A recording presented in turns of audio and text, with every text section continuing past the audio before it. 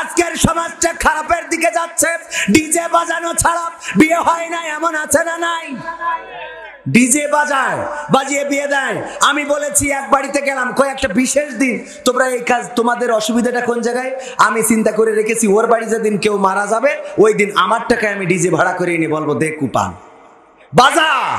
যখন বলবে কেন ডিজে বাজছে, আমি বলবো আজকে বিশেষ দিন, এই দিন তো সব দিন আসে না। তোমার যেই সন্তানের মুসলমানের দিন ডিজে বাজাইতে পারো, গায়ে হলুদের দিন ডিজে বাজাইতে পারো, বিয়ের দিন ডিজে বাজাইতে পারো, তোমার মৃত্যুর দিনও জানাজা পড়ানো হবে না, মৃত্যুর দিন তোমার ডিজে কুপান দেয়া হবে। কথা ঠিক আছে তো? এই কাজগুলো করবেন, তাইলে সমাজে ডিজে বন্ধ হবে।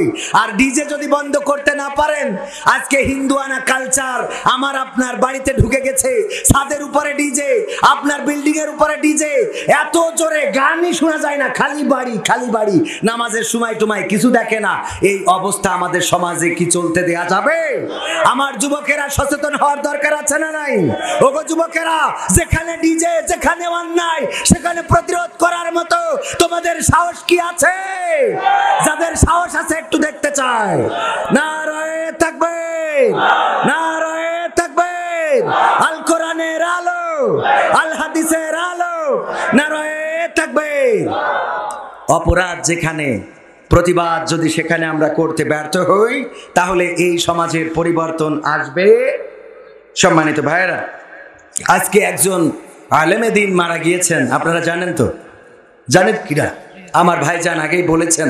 শ্রদ্ধাভাজন আমার উস্তাদ আমাকে দেখলেই বলতো তোমরা তো আমার রুহানি সন্তান, আমি তো চলে যাব, তোমাদের রেখে যাচ্ছি, এই ময়দানটাকে আবাদ করবা, আল্লাহর জমিনে আল্লাহর দ্বীন কায়েমের জন্যে সদা সর্বদা সচেষ্ট থাকবা।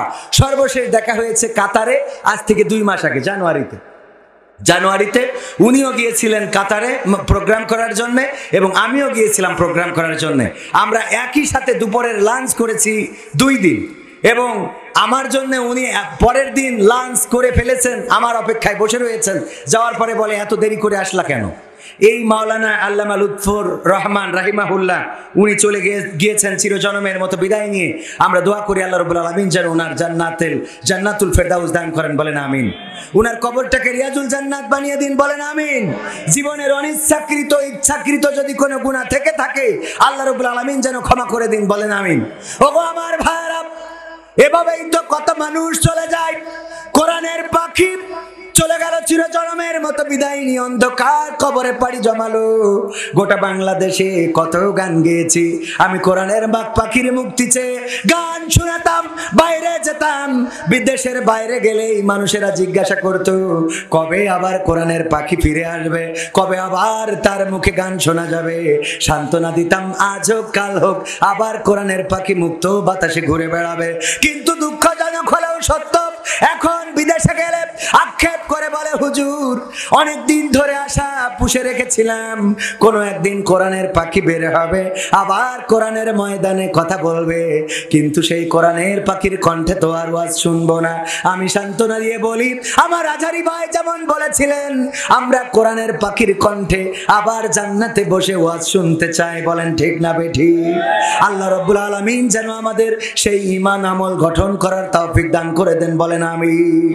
সোনার পাখিরা একে একে উড়ে যায়, ভেঙে ভেঙে হৃদয়ের সকল বাঁধন, নেকড়ের উল্লাসে কাঁপে জনপদ, বঞ্চিত জনতার হৃদয় কাঁদনা। সোনার পাখিরা একে একে উড়ে যায়, ভেঙে ভেঙে হৃদয়ের সকল বাঁধন। পাখিরা ফুলের মতো মোহন পালক, নির্মল জোছনার মিষ্টি আলোক। পাখিরা ফুলের মতো মোহন পালক, নির্মল জোছনার মিষ্টি আলোক। হৃদয়ে নিল ওরা পুণ্যের ধনা, সোনার পাখিরা একে একে উড়ে যায়, ভেঙে ভেঙে হৃদয়ের সকল বাঁধন। পাখিরা উড়ে যায় আলোকিত জোছনার দেশে, পাখাগুলো জরিদার আলোময় চলে ওরা ভেসে।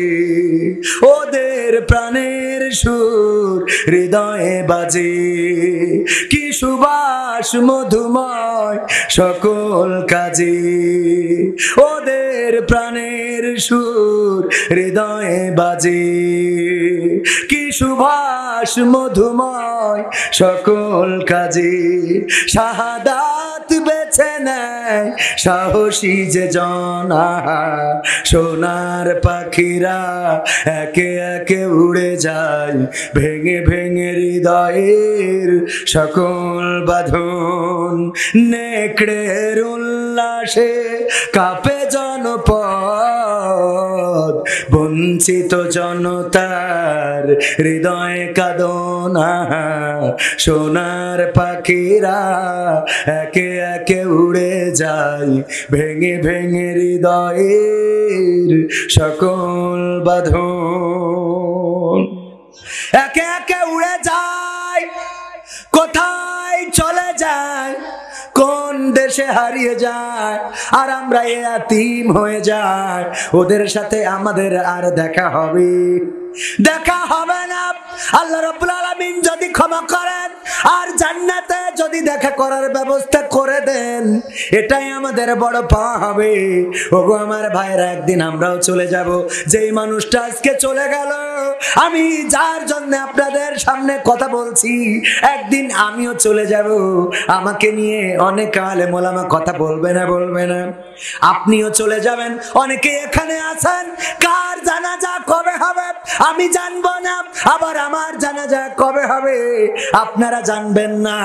হঠাৎ শুনবেন কবির বিন সামাদ নাই, এরম শোনা যাবে না? আমরা কে কবে চলে যাব কেউ জানি না, কার যাওয়াটা কবে হবে আমরা কেউ জানি না। সুতরাং যাওয়ার জন্য প্রস্তুত হওয়ার দরকার আছে না নাই? আল্লাহ রাব্বুল আলামিন বললেন পবিত্র কোরআনের সূরা বাকারার আমি যে আয়াতে কারিমা তেলাওয়াত করেছি, আল্লাহ বলছেন কাইফা তাকফুরুনা বিল্লাহি ওয়া কুনতুম আমওয়াতান ফাআহইয়াকুম সুম্মা ইউমিতুকুম সুম্মা ইউহয়িকুম সুম্মা ইলাইহি তুরজাউন। আল্লাহ বলছেন তোমরা কেমন করে আমি আল্লাহকে অস্বীকার করো। কুফরি করা মানে কি? অস্বীকার করা, ভুলে যাওয়া, আল্লাহর বাইরে অন্যকে মাবুদ হিসাবে মেনে নেওয়া, আল্লাহর বাইরে আল্লাহর দেওয়া মতবাদকে ছেড়ে অন্য কারো মতবাদ গ্রহণ করা, আল্লাহর দেওয়া আইন ছেড়ে অন্য কোনো আইনকে সমাজের জন্য কল্যাণকর মনে করা।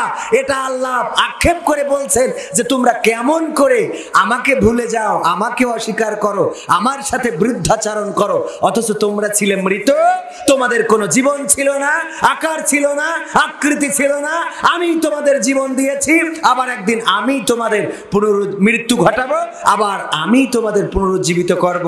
বেলা শেষে ফিরে যাওয়া লাগবে কার কাছে? যাবেন না কে কে? কইছি যাবেন না কে কে? যাওয়া লাগবে না এমন কেউ কি আছেন? ও তোমার গোনা দিন ফুরাইয়া যাবে, গোনা দিন ফুরাইয়া যাবে, যৌবনে লাগবে ভাটি, ওই যে দেখো ডাকিতেছে তোমায় কবরের মাটি, ওই যে দেখো ডাকিতেছে তোমায় কবরের মাটি। সন্ধ্যার আগে যেদিন ডুবিবে বেলা, এক পলকে ভেঙে যাবে তোমার রঙেরই মেলা। সন্ধ্যার আগে যেদিন ডুবিবে বেলা, এক পলকে ভেঙে যাবে তোমার রঙেরই মেলা। ওরে কারে দিবা তুমি জোরে ধমক, কারে দিবা তুমি জোরে ধমক, কার মাথায় ভাঙবা লাঠি, ওই যে দেখো ডাকিতেছে তোমায় কবরের মাটি, ওই যে দেখো ডাকিতেছে ডাকিতেছে তোমায় কবরের মাটি, খবর পেয়ে আসবে আত্মীয় স্বজন, তোমারই চার পাশে বৈশা তারা করিবে ক্রন্দন, খবর পেয়ে আসবে আত্মীয় স্বজন, তোমারই চার পাশে বৈশা তারা করিবে ক্রন্দন, সাজাইবে মনের মতন, সাজাইবে মনের মতন কি সুন্দর পরিপাটি, ওই যে দেখো ডাকিতেছে তোমায় কবরের মাটি, ওই যে দেখো ডাকিতেছে তোমায় কবরের মাটি, ও তোমার গোনা দিন ফুরাইয়া যাবে, গোনা দিন ফুরাইয়া যাবে, যৌবনে লাগবে ভাটি, ওই যে দেখো ডাকিতেছে তোমায় কবরের মাটি, ওই যে দেখো ডাকিতেছে তোমায় কবরের মাটি। ঠিক না বেঠে?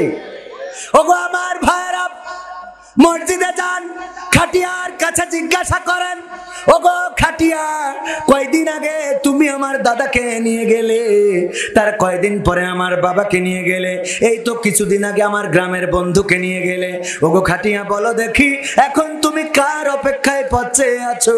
খাটিয়া যেন জবাব দিয়ে বলে, আল্লাহর বান্দা তুমি তৈরি হয়ে যাও, এবারের যাত্রাটা তোমার হয়ে যেতে পারে।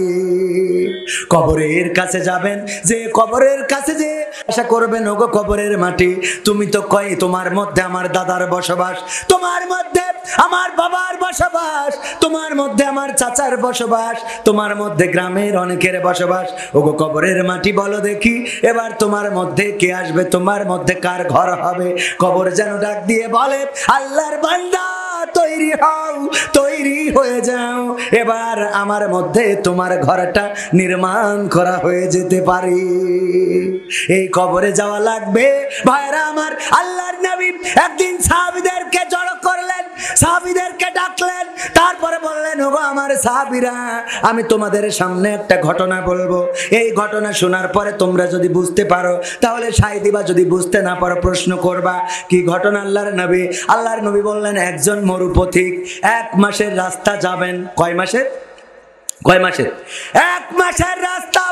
যারা হজ করেছেন তারা জানেন, মরুর প্রান্তর, আমার ইমরান হোসেন ভাই আছে, হজে গিয়েছিলেন, উনি জানেন মরুর প্রান্তর মাসের পরে মাস চলে যাবে, কিন্তু মরুভূমি শেষ হবে না। এমন মরুভূমি আছে না নাই? হজে যারা গিয়েছেন না, দেখেছেন মরুভূমি? আরে বাবা, প্রান্তরের পরে প্রান্তর, কোনো বাড়ি নাই, ঘর নাই, গাছ নাই, ছায়া নাই। আল্লাহ রাসূল বললেন, একজন মরুপথিক 1 মাসের পথ পাড়ি দিবে।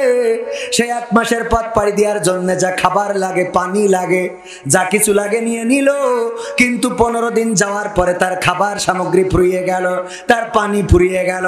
15 দিন পরে পানির পিপাসায় যখন পিপাসার্ত, ওগো আমার সাহাবীরা, এই মুসাফির বলো এখন কি করবে? আল্লাহর নবীর সাহাবীরা বললেন, ওগো নবী গো, এই লোকটি যদি আবার ফিরে আসতে চায় সময় লাগবে 15 দিন, আবার গন্তব্যে যদি যেতে চায় সময় লাগবে কয়দিন? 15 দিন। সুতরাং এই লোকটির উচিত হবে আশেপাশে কোথাও কোনো পানির ব্যবস্থা করা যায় কিনা, চারিদিকে ঘুরে দেখতে হবে কোথাও কোনো পানির সন্ধান পাওয়া যায় কিনা, কারণ ফিরতে অথবা গন্তব্যে যেতে 15 দিন লেগে যাবে। আল্লাহর নবী বললেন, ওই মুসাফির তাই করলো। সে চারিদিকে খুঁজতে লাগলো, খুঁজতে খুঁজতে ছোট একটা বন পেয়ে গেল, এবং বনের মধ্যে একটা কূপও পেয়ে গেল। কূপের মধ্যে পানি আছে কিন্তু উঠানোর কোনো ব্যবস্থা নাই। ওগো আমার সাহাবীরা বলো, এখন এই লোকটি কি করবে? আল্লাহর নবীর সাহাবীরা বললেন, ওগো নবী গো, যেহেতু লোকটি পিপাসার্ত, সুতরাং যে কোনো মূল্যে তার ওই পানি তুলে পান করা লাগবে। হয় ওই কূপের মধ্যে তার নামতে হবে, অথবা ওই কূপ থেকে পানি উঠাতে হবে, তার তো পান করাই লাগবে, যে কোনো একটা রাস্তা খুঁজে বের করা লাগবে। আল্লাহর নবী বললেন, সাহাবীরা আমার, ওই লোকটি তাই করলো, বন থেকে লতা ছিঁড়ে আনলো, এবং সেই লতা ওই কূপের উপরে একটা গাছ, গাছের ডালে বাঁধলো এবং লতাটা ঝুলিয়ে দিল পানি পর্যন্ত। তারপরে ওই লতা বেয়ে নামতে লাগলো, কিন্তু যখন কূপের মাঝ বরাবর নেমে গেল, নিজেই তাকিয়ে দেখে কূপের মধ্যে বিষধর সাপ ফনা তুলে রয়েছে। যদি পানি পান করতে যায় তাহলে সাপে সবল দিবে। বলো এখন এই মুসাফির কি করবে? আল্লাহর নবীর সাহাবীরা বললেন, ওগো নবী গো, এই লোকটির উচিত হবে পানি পান না করে উপরে উঠে চলে আসা, কারণ উপরে যদি চলে আসে, যদি বেঁচে থাকে আবারও পানি পান করার সুযোগ পাবে। কিন্তু যদি পানি পান করতে যেয়ে বিষধর সাপের ছোবলে, বিষধর সাপের কামড় খায়, তাহলে সে মারা যেতে পারে।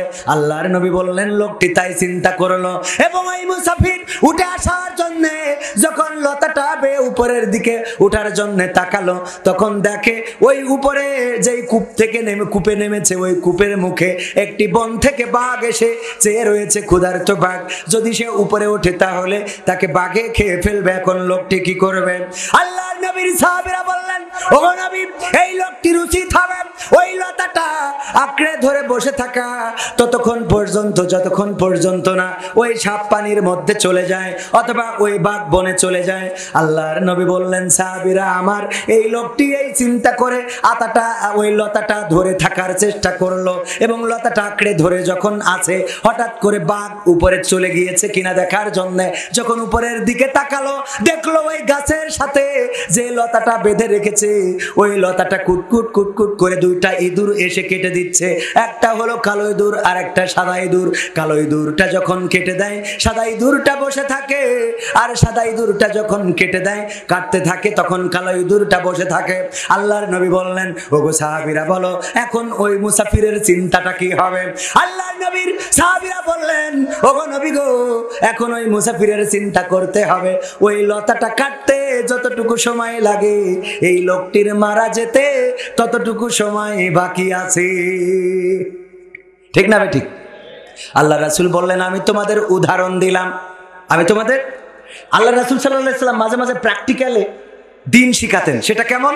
একবার সাহাবীদেরকে বললেন, তোমরা কেউ যদি টাকা ধার নাও, আমার কাছ থেকে টাকা ধার নিতে পারো।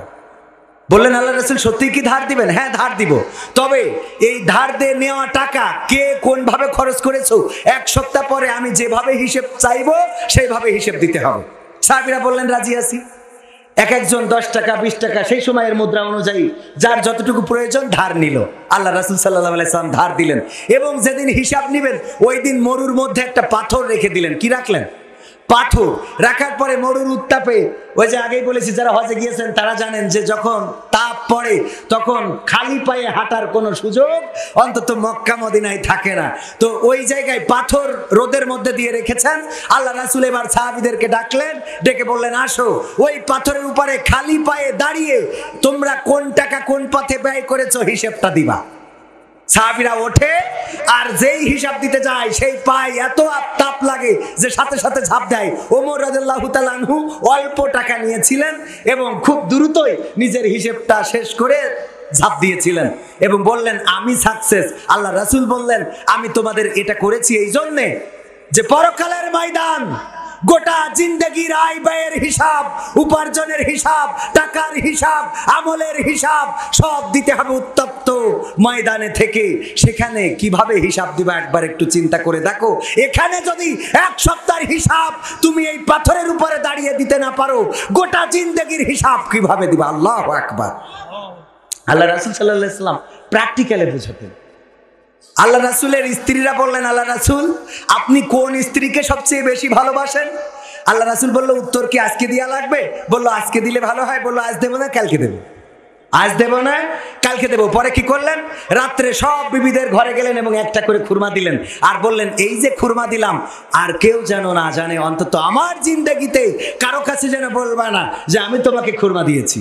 সব বিবিকে খুরমা দিলেন। দেওয়ার পরে পরের দিন বললেন, তোমরা জিজ্ঞেস করেছিলে কাকে বেশি ভালোবাসি, আজকে কি বলবো? বললো, অবশ্যই রাসূল, আমরা শোনার জন্য তো উদ্গ্রীব হয়ে আছি। আল্লাহ রাসূল বললেন, আমি গতকাল রাতে যার ঘরে যে একটা খেজুর দিয়েছি তাকে বড় বেশি ভালোবাসি।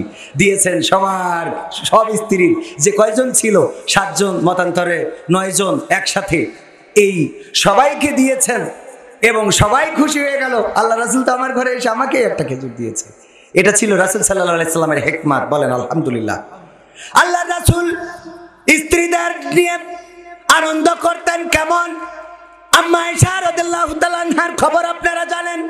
ডাক দিয়ে বললেন, ও আয়েশা চলো, জ্যোৎস্না রাত, চাঁদনি রাত, আমরা একটু দৌড়াবো, ওই টিলাটা পর্যন্ত দৌড় দেব, দেখি কে আগে পৌঁছায়। দৌড় দিলেন। আম্মা আয়েশা রাদিয়াল্লাহু তাআলা আনহা ফার্স্ট হয়ে গেলেন। আল্লাহ রাসূল সাল্লাল্লাহু আলাইহি সাল্লামকে বললেন, আমি তো গোল দিয়ে দিয়েছি, আমি গোল দিয়ে দিয়েছি। আল্লাহ রাসূল বললেন, অসুবিধা নাই। আবার কিছু কাল যাওয়ার পরে আল্লাহ রাসূল বললেন, আয়েশা চলো আজকে চাঁদনি রাত, আমরা একটু দৌড় দেব, আমরা দৌড়াবো আবার ওই টিলাটা পর্যন্ত। দৌড় দিলেন। এবার রাসূল ফার্স্ট হয়ে গেলেন। আম্মা আয়েশা রাদিয়াল্লাহু তাআলা আনহা লজ্জায় পড়ে গেলেন, মাথা নিচু করে বললেন, ওগো বিশ্বনবী, আমি আগের চেয়ে একটু ভারী হয়ে গেছি, একটু মোটা হয়ে গেছি, এই জন্য আপনার সাথে তো দৌড়ায় পারলাম না। আল্লাহ রাসূল বললেন, লজ্জা পাওয়ার কিছু নাই, তুমি আমার একদিন গোল দিয়ে দিয়েছিলে, আজকে তোমার আমি ডুরা করে পরিশোধ করে দিলাম। বলেন সুবহানাল্লাহ। আমার রাসূল এইভাবে স্ত্রীদের বিনোদন দিতেন।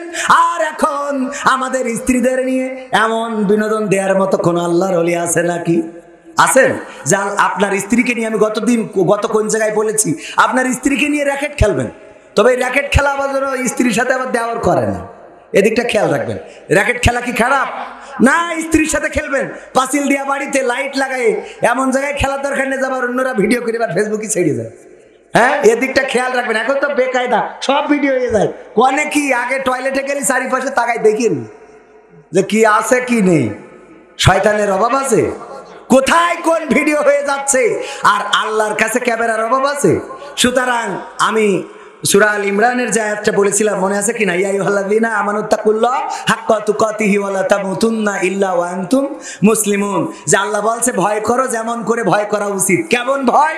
আপনার মাথার উপরে সদা সর্বদা দিনের আলোতে রাতের অন্ধকারে সব কিছু আল্লাহর কাছে রেকর্ড হচ্ছে না? হচ্ছে না? সব রেকর্ড হয়ে যাচ্ছে আল্লাহর কাছে, সব কিছু কিন্তু উন্মুক্ত হয়ে যাবে। সুতরাং আমাদের প্রস্তুত হতে হবে। আমরা আল্লাহর জন্য নিবেদিত প্রাণ হওয়ার দরকার আছে না নাই?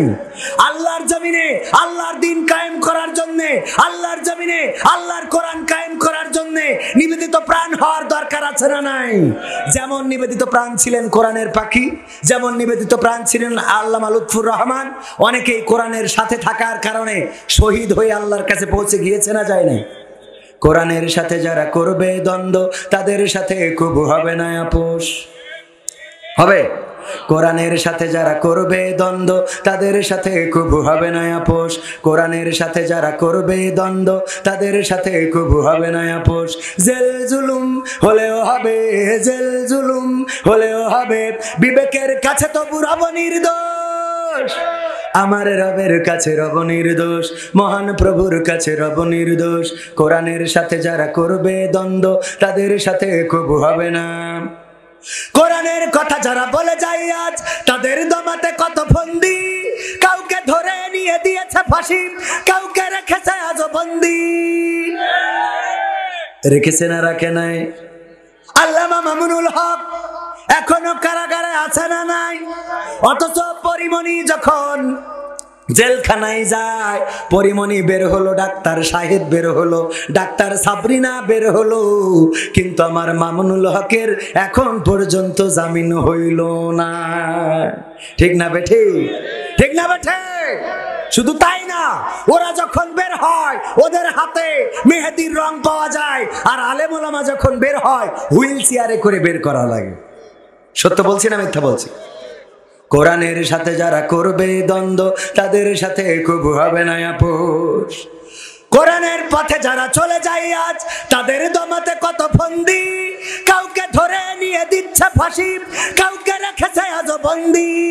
হক কথা বললেই জ্বলে যায় গাপ, কোরআনের কথা সইতে পারে না। হক কথা বললেই জ্বলে যায় গাপ, কোরআনের কথা সইতে পারে না। জানি না তাদের আমাদের পরে কেন এত আক্রোশ। জেল জুলুম হলেও হবে, জেল জুলুম হলেও হবে, বিবেকের কাছে তবু রব নির্দোষ। আমার রবের কাছে রব নির্দোষ, মহান প্রভুর কাছে রব নির্দোষ। কোরআনের সাথে যারা করবে দ্বন্দ্ব, তাদের সাথে কবু হবে না। কোরআনের কথাই আজ বলতে গেলে আসছে বাধা কত ভাবে, কোরআন প্রেমিকেরা হাতে রেখে হাত সামনে এগিয়ে যাবে। সেই মুসলমান কি এখানে আছে? আছে। কোরআন কোরআনের কথা আজ বলতে গেলে আসছে বাধা কত ভাবে। কোরআন প্রেমিকেরা হাতে রেখে হাত সামনে এগিয়ে যাবে। হক কথা বলতে করি না কো ভয়, জীবনের বিনিময়ে আনবো বিজয়। হক কথা বলতে করি না কো ভয়, জীবনের বিনিময়ে আনবো বিজয়। বুকে আছে শক্তি, অন্তরে আছে সাহস। জেল জুলুম হলেও হবে, জেল জুলুম হলেও হবে, বিবেকের কাছে তবু রব নির্দোষ। আমার রবের কাছে রব নির্দোষ, মহান প্রভুর কাছে রব নির্দোষ। কোরআনের সাথে যারা করবে দ্বন্দ্ব, তাদের সাথে কবু হবে না। আপোষ কি করা যাবে? আল্লাহ রাসূল কি আপোষ করেছিলেন? না, করেন নাই। রাসূল সাল্লাল্লাহু আলাইহি সাল্লামকে যখন তারা বিভিন্ন ভাবে থামাতে পারলো না, কখনো গায়ে থুতু নিক্ষেপ করলো, কখনো পাথর ছুঁড়ে মারলো, কখনো আল্লাহ রাসূল সিজদায় যাওয়ার পরে উটের মরা পচা নাড়ি ভুড়ি গুলো চাপিয়ে দিল। এরপরেও যখন রাসূলের দিনের দাওয়াত থেকে থামাতে পারলো না, তখন আবু তালিবকে ডেকে বলল, আবু তালিব, তুমি তোমার ভাতিজাকে বলে দাও আমাদের পক্ষ থেকে 3টা প্রস্তাব। 1 নম্বর, যদি তোমার ভাতিজা এই মক্কায় সবচেয়ে ধনী ব্যক্তি হতে চায়, তাইলে তার টাকা দেব, পয়সা দেব, ধনী বানিয়ে দেব, এই মক্কার সবচেয়ে ধনী লোক বানিয়ে দেব। তোমার ভাতিজাকে 2 নম্বর প্রস্তাব, যদি সে এই মক্কায় সবচেয়ে সুন্দরী নারী চাই, সুন্দরী নারী তাকে দেয়া হবে, সবচেয়ে সুন্দরী নারীটা মুহাম্মাদের জন্য করে দেব। আর 3 নম্বর প্রস্তাব, যদি সে এই মক্কার নেতা হইতে চায়, ক্ষমতা চায়, তাইলে তাকে ক্ষমতা দিয়ে দেব, দেখো রাজি হয় কিনা। আল্লাহ রাসূলকে যখন আবু তালিব ডাকলেন, ডেকে বললেন, ওগো মুহাম্মদ, কাফেররা তোমাকে 3টা প্রস্তাব দিয়েছে, 3টার যে কোনো একটা অথবা 3টায় যদি মেনে নাও, তাও তারা রাজি আছে। কি কি প্রস্তাব? এই 3টি প্রস্তাব। আল্লাহ রাসূল সাল্লাল্লাহু আলাইহি সাল্লাম বললেন, চাচা, প্রস্তাবগুলো আমি মেনে নিলাম। কথা কয় না? প্রস্তাবগুলো মেনে নিয়েছে? তাহলে না বললেন না কেন? কষ্ট হয়ে যাচ্ছে বাজান? আর একটু সময় থাকা যাবে? কষ্ট হচ্ছে? কষ্ট অনেকের হইতে পারে, অনেকেই, সবাই তো সব কথা ভালো লাগবে না, সব হুজুরির কথা সবার ভালো লাগার কথাও না। আবার আমি তো এখনো এত বড় হইনি, তারপরেও এই লেখার ছেলে আপনারা যে আছেন, আমি এতেই আলহামদুলিল্লাহ নিজেকে গর্ববোধ করতেছি যে আপনারা এখনো আছেন। সুতরাং আপনারা যদি থাকেন তাহলে এখনো খেলা হবে। থাকবেন? মা বোনেরা আছে না নাই? মা বোনদের জন্য ওয়াজ করার দরকার আছে না নাই? মা বোনেদের জন্য 2টা ওয়াজ করব, কারণ মা বোনেরা পুরুষদের থেকে বেশি না কম, অনেক বেশি। আপনাদের 1 প্যান্ডেলে হয়ে গেছে, আর মা বোনেদের 3 প্যান্ডেলেও কভার হচ্ছে। মা বোনেরা সব জায়গায় বেশি আছে না নাই? বাজারে বেশি, দোকানে বেশি, সিরিয়ালে বেশি, ব্যাংকে বেশি। আপনার আল্লাহ রাসূল মেরাজে গেল, সেখান থেকে ফিরে এসে বলল, আমি দেখলাম অধিকাংশ নারীরাই জাহান্নামী। নাউজুবিল্লাহ বলবেন না? তার মানে ওখানেও সব জায়গায় বেশি। আল্লাহ রাসূলের সাহাবীরা বললেন, ও রাসূল, নারীরা কেন জাহান্নামে বেশি? আল্লাহ রাসূল বললেন, 2টা কারণে। কয়টা কারণ? কয়টা? একটু জোরে বলেন, কারণ কয়টা? 2টা কারণে জাহান্নামে বেশি। আল্লাহ রাসূলের সাহাবীরা বললেন, কারণ 2টা কি? আল্লাহ রাসূল বললেন, 1 নম্বর কারণ হলো নারীরা তাদের স্বামীর প্রতি অকৃতজ্ঞ থাকে। 1 নম্বর কারণ কি? অকৃতজ্ঞ থাকে। কেমন অকৃতজ্ঞ? আমার ইমরান হুসাইন ভাই বিয়ে করার পর থেকে যাই কিনে আনে, ভাবির পছন্দ হয় না। কয়, তুমি যা কিনে চাও কি পাতে তোলা যায়? এ কি খাওয়া যায়? এই বেগুন কি রান্না করা যায়? এই মাছ কি রান্না করা যায়? এই আলু কি সিদ্ধ হয়? এই তরকারি কি রান্না চুলাই দেওয়া যায়? এই কাপড় কি পরা যায়? এই গরু কি গোয়ালে রাখা যায়? এই ছাগল কি কুরবানি করা যায়? আছে না? মানে যাই করেন একটাও ভালো হয় না। এই জমি কি আবাদ করা যাবে? এই গরু থেকে দুধ হবে? মানে যাই করে ওর কিছু হয়। অথচ ভাল লাগে কার? কবির বিন সামাদের পাঞ্জাবি কত সুন্দর, কোটি কত সুন্দর, কবির বিন সামাদের বোর শাড়িটা কত সুন্দর, কবির বিন সামাদের বোর 3 পিস কত সুন্দর। ওই পরের জিনিস পছন্দ হয়, নিজের জিনিস পছন্দ হয় না, এমন আছে না? না, কিচ্ছু ভাল লাগে না। খালি এরপরে থাকে। আমার ইমরান হুসাইন ভাই বলতেছে, ভাই আমি একটু বুদ্ধি করলাম। কি বুদ্ধি? যশোরে দড়াটানার থেকে এইচএম রোডের থেকে আমি একটা খুব পছন্দের শাড়ি কিনেছি। কি কিনেছে? শাড়ি, খুব সুন্দর শাড়ি। ওটা কিনে এনে ডাইনিং টেবিলে রেখে স্ত্রী বলছি স্ত্রী খাতি দাও। তো স্ত্রী খাতি দিয়ে খালি 800-কে শাড়িটার দিক তাকাচ্ছে যে শাড়িটা কার। তো জিজ্ঞেস করার সাহসও পাচ্ছে না, আমি কিছু বলি নাই তো। তারপরে এক পর্যায়ে সহ্য করতে না পেরে বলছে যে শাড়ি কার। তাই আমি বললাম এই কবির বিন সামাদ কিনেছে ওর বোঝ জন্য। বলছে দেখো শাড়িটার কালার কত সুন্দর, রং কত সুন্দর, সুতা কত সুন্দর, পাড় কত সুন্দর, আর তুমি যা কেন তা কি পরা যায়? আছে না? তোমার সাথে আমার আব্বা বিয়ে দিয়ে আমার কয়েল পর্যন্ত জ্বালাই দিয়েছে। কি দেখেছে বিয়ে দিছিল? আমি বলে তোমার ঘর সংসার করছি গো, নাইলে তোমার সংসার করার মতো মানুষ পাওয়া যেত না। এই শাড়ি দেখো কত সুন্দর, আর তুমি যা কেন তা পরে কোথাও বের হওয়া যায় না, তুমি যা কেন তা পরার মতো উপায় থাকে না। বলছে তোমার কি পছন্দ হয়েছে?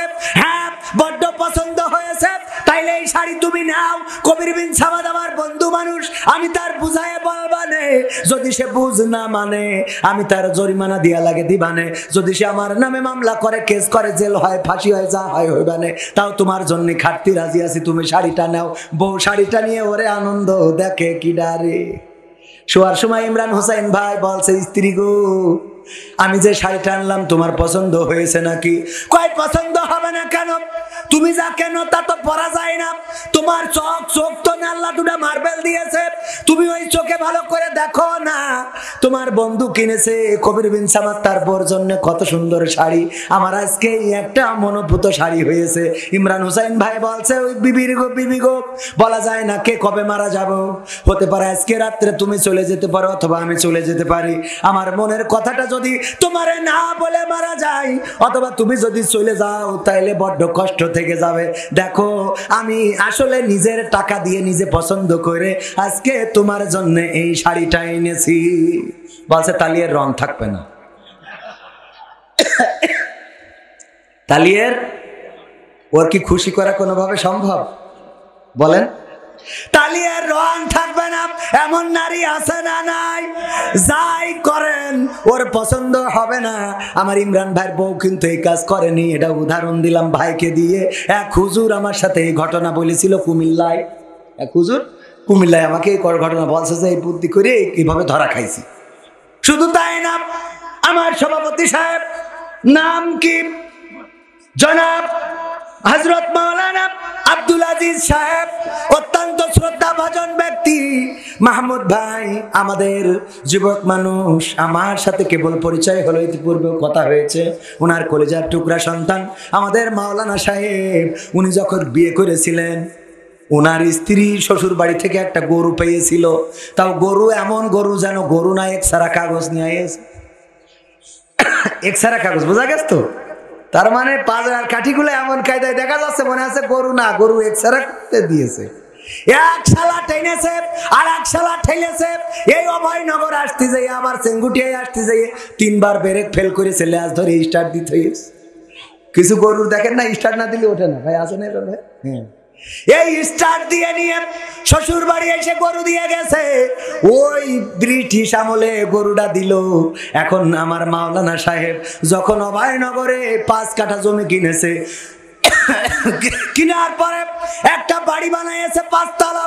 বানানোর পরে স্ত্রীর বলছে স্ত্রী গো চলো আজকের এই বাড়িটা তুমি ফিতে কেটে উদ্বোধন করবা। স্ত্রী যাওয়ার সময় বলছে আব্বাদের বাড়িতে ওই গাই গরুটা আনিলাম বলে এত কিছু করতে পারি সব আব্বাদের বাড়িতে। তারপরে কয়দিন পরে ঘর ভাড়া উঠায় ঘর ভাড়া উঠানোর কারণে অনেক টাকা হয়ে গেছে। একটা গাড়ি কিনেছে 4 চাকার গাড়ি কিনে স্ত্রীর বলছে স্ত্রী গো আজকে এই গাড়িতে তুমি আমার বাঁ পাশে বসবা, আমি তোমার নিয়ে চালাই বেড়াবো, তুমি প্রথমেই আমার এই গাড়িতে উঠবা। গাড়ির দরজা খুলে বলছে আব্বাকে বাড়িতে গায়ে গরুটা আনিলাম বুঝলে, না হলে এই গাড়ি হইতো। ও আমার ভাইরা, এরপরে একটা বাস কিনেছে, ট্রাক কিনেছে, যাই করেছে, খালি বক্তব্য হলো আব্বাদের বাড়িতে গায়ে গরুটা এনে দিলাম বুঝলে। এখন আমার ধারণা হলো যদি মারা যায়, মারা যাওয়ার পরে বেহেশতের সিঁড়িতে যখন মাওলানার সাথে বেগম সাহেবার দেখা হবে, তখন ধাক্কা দে বলবা আব্বাকে বাড়িতে গায়ে গরুটা আনিলাম বুঝলে। তাহলে তোমার জান্নাতেও যাওয়া হইতো। আছে না নাই? ওরে বাবা, অকৃতজ্ঞ কাকে বলে? আল্লাহ রাসূল বলছে এই অকৃতজ্ঞ হওয়ার কারণে ওরা জাহান্নামে বেশি। কারণ কয় নম্বর? কয় নম্বর কারণ? 2 নম্বর কারণ, তারা বেশি বেশি অভিশাপ দেয়। কি সাপ দেয়? দুড়া নাম, জাত নাম, কালাস নাম, গোখরা না, ওরা দেয় অভিশাপ। কি সাপ? এও এক ধরনের সাপ। সাপ না? সাপ না, যন্ত্র আছে আমাদের দেশে, অনেক যন্ত্র, গাড়ির যন্ত্র, মেসালোর যন্ত্র, আপনার বাসের যন্ত্র, মোবাইলের যন্ত্র, আছে না নাই? সিলাইরেসের যন্ত্র, বিভিন্ন রকম যন্ত্র আছে। আর বাঙালি একটা যন্ত্র আবিষ্কার করলো, তার নাম হলো ষড়যন্ত্র। ঠিক না বে ঠিক? এই এটা একটা যন্ত্র, যেই যন্ত্র দিয়ে মানুষকে ষড় করা যায়। সুবহানাল্লাহ বলবেন না? কয় সুবহানাল্লাহ? এ সহ্য না করে পারা যায়? ওরে বাবা, সুবহানাল্লাহ আলহামদুলিল্লাহ এগুলো বুঝে শুনে তো বলবে। বুঝে শুনে বলার দরকার আছে না? একটু ওয়াজ শোনার সময় একটু খেয়াল করবেন। একজন ওয়াজ শুনতে শুনতে ঘুম পড়েছে,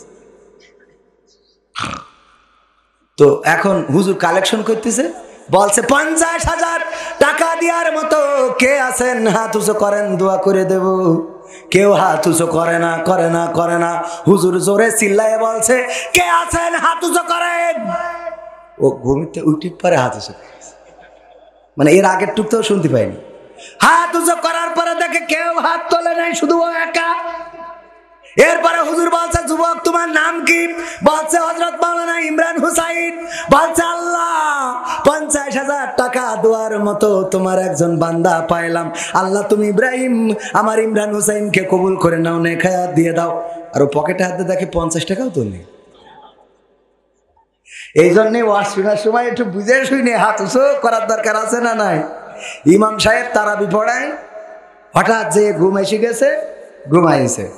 মা ইফতার করে যেয়ে শুয়েছে, ঘুম এসে গেছে। ঘুমাইয়ে উঠে দেখে 10 মিনিট পার হয়ে গেছে। ঝাঁপ দিয়ে উঠে আড়াই ছিল পাঞ্জাবি, ওইটা ঘাড়ের উপরে দিয়ে নিয়ে মসজিদে দৌড়। আড়া পর্যন্ত আলনা, আলনা থেকে পাঞ্জাবি নিয়ে দেও দৌড়। মসজিদে তো ইমাম সাহেব খেপে গেছে, হুজুর এত দেরি হলো কেন আপনার? বলছে ভাই রে, ইফতার করি ঘুম শুইছি, হঠাৎ ঘুম এসে গেছে, খেয়াল করিনি, 10 মিনিট পার হয়ে গেছে। আলিফ লাইলা দেখবো কখন? তখন আবার আলিফ লাইলা ছিল। তারাবি পড়ি আবার আলিফ লাইলা দেখতে যাতে হইতো। মনে আছে আপনাদের? মুরব্বীদের মনে থাকার কথা। আলিফ লাইলা দেখবো কখন? হুজুর বলে টেনশনের কিছু নেই, আমি একটু টেনে দিবানে। টেনে দেওয়ার রাস্তা আছে না নাই? আমি একটু টেনে দিবানে, টেনশন করার কিছু নেই। এই বলে হুজুর বলছে একটু পাঞ্জাবিটা গায়ে দিয়ে নি। পাঞ্জাবি গায়ে দিতে দিতে আরো 5 মিনিট পার হয়ে গেছে। সভাপতি আর হুজুর কি আছে আপনার? মানে একটু মাজাটা ছাড়াই নিলাম, অনেকক্ষণ বসে রয়েছে। এই হুজুর কি হাসছে আপনার? কয় ভাই রে, পাঞ্জাবিটা গায়ে দিয়ে এখনো হাতা খুঁজে পাইলাম না। হাতা খুঁজতে খুঁজতে তো সময়টা চলে যাচ্ছে। তখন বিদ্যুৎ ছিল না, হারিকেনের আলো। হারিকেনের ভলিউম বাড়াই দিয়ে বলছে একটু হুজুরের গলার কাছে ধর। গলার কাছে ধরে দেখে হাতা খুঁজে পাবে কি? হুজুর তো ওই যে আলনায় ছিল বোর সায়া, ওইটাই নিয়ে গলায় পরায় বসে রয়েছে। ও কিয়ামত পর্যন্ত আর খুঁজে পাবে? তার মানে হুতোষে আসলি হবে। মাঝে মাঝে হুতোষে বলবেন না, বুঝে শুনে বলবেন। ভাইয়ের আমার, বাঙালির আবিষ্কার করলো ষড়যন্ত্র, আর আমার মা বোনেরা আবিষ্কার করলো এমন একটা সাপ যার নাম অভিশাপ। যদি ছেলে একটু 1 থেকে 2 করে, অমনি বল আল্লাহ তোর মরণ করে না কেন? বিটার বউ যদি কিছু করে, কয় তুই মরিস না কেন? স্বামী যদি কিছু করে, কয় আজরাইল তোমার চেনে না কেন? বলে না, বলে না? ওরে আমি পারি না, আর পারি না, আমার স্বামী কেন মরে না? আজরাইল কি চিনে নাই আমার স্বামী রে গো? আমি পারি না, আর পারি না। আছে না নাই? গানও গায়, আমি পারি না, আর পারি না, আমার স্বামী কেন মরে না? আজরাইল কি চিনে নাই আমার স্বামী রে গো? আমি পারি না, আর পারি না। একজন স্ত্রী, এমন একজন নারী আমাকে ফোন করেছে মাসখানেক আগে। আমি ফোনটা রিসিভ করলাম, বলতেছে হুজুর আপনি কি সেই হুজুর? বললাম কোন হুজুর? কয় ওই যে এভাবেও ভালো কাজ করা যায়, প্রশ্ন করে উত্তর দেন, এই হুজুর কিনা আপনি? বললাম হ্যাঁ। বললো হুজুর একটা প্রশ্ন আপনার কাছে একটু করার জন্য ফোন দিয়েছি। আমি বললাম করেন, অসুবিধে নেই। বলছে হুজুর গো, আজ 1 সপ্তাহ হলো আমার স্বামী মারা গেছে রে ও হুজুর হুজুর। আমি বললাম আমার কিছু করার নেই, কারণ আমার তো তেজ মারা সারা। আমার বউ আছে, একটা বাচ্চা, 2টা। কয় হুজুর না বিয়ে করার জন্য বলি না হুজুর, একটা বিষয় জানার জন্য ফোন দিয়েছি। আমার স্বামী ছিল অসুস্থ, আমার মাঝে মাঝে বিরক্তি ধরে যেত। আমার স্বামীকে বলতাম তুমি মরো না কেন, আল্লাহ তোমার মরণ করে না কেন। আবার মাঝে মাঝে বলতাম ও আল্লাহ ওরে মরণ করো, ওরে তুলে নাও, ওরে উঠায় নাও, আমার চোখের সামনে থেকে বিদায় করে দাও। এই কথাগুলো আমার স্বামীর জন্য বলতাম। আজ 1 সপ্তাহ হয়ে গেল মারা গিয়েছে, আমি নিজেকে সান্ত্বনা দিতে পারছি না। আরে আমার দোয়ার কারণে মারা গেল নাকি তার হায়াত শেষ হয়েছে তাই মারা গিয়েছে? জটিল প্রশ্ন না? কঠিন প্রশ্ন। আমি বললাম আমি তো অত বড় হুজুর নই, অত বড় আলেম নই, মুফতি মুহাদ্দিস কারি নই যে আমি আপনার এই প্রশ্নের সমাধান দিয়ে দিতে পারবো। তবে এতটুকু বলে রাখি ওগো আমার বোন, আল্লাহ রাব্বুল আলামিন দোয়া যেমন কবুল করে, বদদোয়া তেমন কবুল করে না? করে না? বদদোয়াও কবুল করে থাকেন। আমি জানি না আল্লাহ আপনার দোয়া বদদোয়া কবুল করেছে নাকি করে নাই।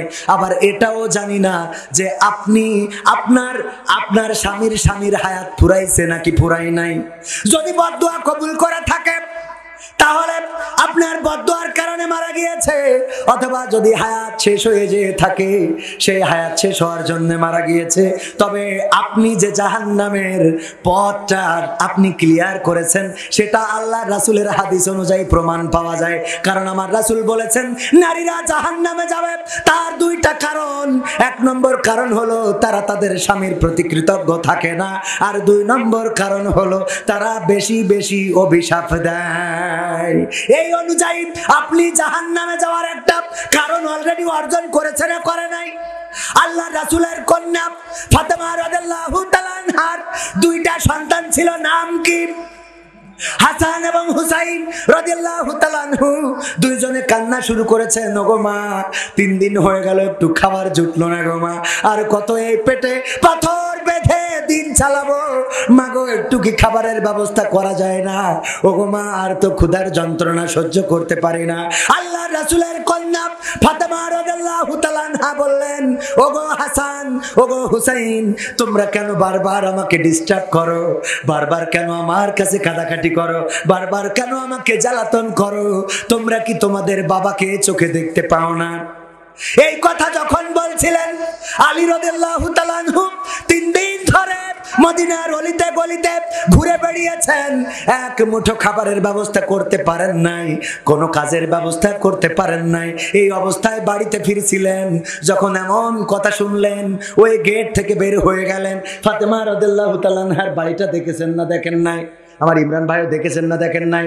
বাড়িটা মসজিদে নববীর কাছে, ওই বাড়ি এখনো গেট দেয়া আছে।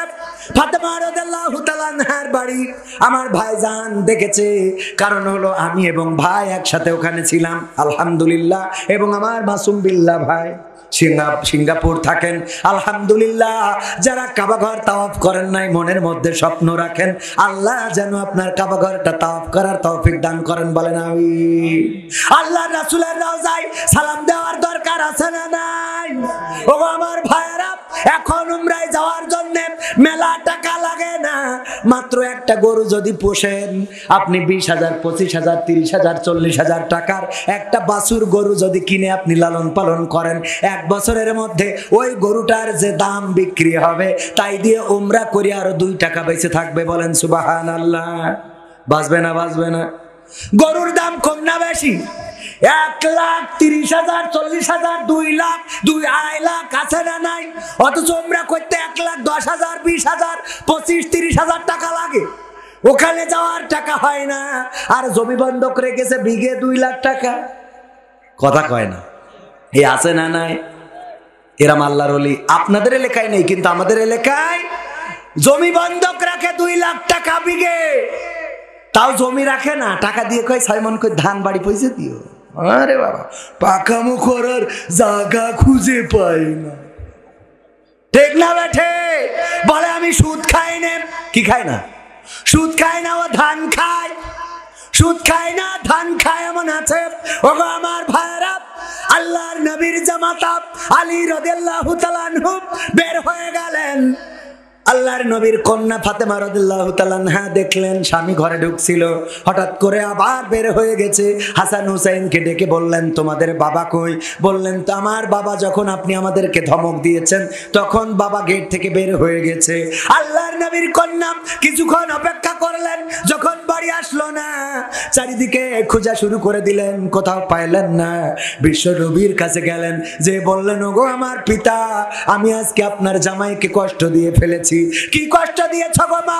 ওগো আমার পিতা, আপনার জামাই আজ 3 দিন হয়ে গেল বাড়িতে কোনো খাবার আনতে পারে নাই, আজ 3 দিন ধরে কোথাও কোনো কাজ পায় নাই, সন্তানের জন্য কোনো খাবারের ব্যবস্থা করতে পারে নাই। সন্তানরা যখন আমাকে বারবার ডিস্টার্ব করছিল, আমি বললাম, তোমরা আমাকে কেন জ্বালাতন করো, তোমাদের বাবাকে কি চোখে দেখো না? এই বলার কারণে আপনার জামাতা গেট থেকে বের হয়ে গেছে, এখন পর্যন্ত বাড়িতে ফেরে নাই, আমিও কোথাও খুঁজে খুঁজে পাইলাম না। আল্লাহর নবী বললেন, ওগো ফাতেমা, তোমার কথার কারণে আমার আলী যদি কষ্ট নিয়ে এই মুহূর্তে মারা যায়, যদি কোনো সাপে কামড় দেয় আর আলী যদি ইন্তেকাল করে, অথবা বনের কোনো বাঘ যদি আলীকে খেয়ে ফেলে, ওগো ফাতেমা শুনে নাও, ওই পরকালের ময়দানে আমি নবী, তুমি আমার কন্যা, এই পরিচয়টা হাসরের মাঠে দেব না। আল্লাহু আকবার। আল্লাহ রাসূল তার কন্যাকে, কন্যার স্বামী আলী রাদিয়াল্লাহু তাআলা আনহুর সাথে এমন একটা আচরণ, যে আচরণটা আসলে আলীর সাথে করে নাই, শুধু সন্তানদেরকে বলেছে, কেন আমাকে জ্বালাতন করো, তোমাদের বাবাকে কি চোখে দেখো না? এই কথা বলার কারণে আল্লাহর রাসূল নিজের কন্যার পরিচয় পর্যন্ত আরশে আজিমে কিয়ামতের ময়দানে দিতে চায় নাই, হাসরের ময়দানে দিতে চায় নাই।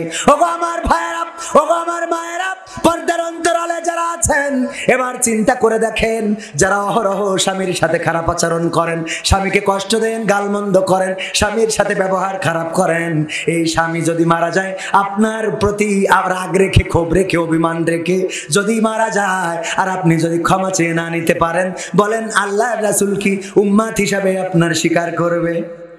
নিজের কন্যাকে যদি স্বীকার করতে না চায়, তো আমাদের উম্মত হিসেবে কি স্বীকার করবে? সুতরাং আমাদেরকে সচেতন হওয়ার দরকার।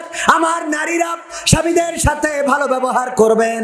স্বামীদের চুল দিয়ে পা মুছাই দিলে সওয়াব আছে না নাই?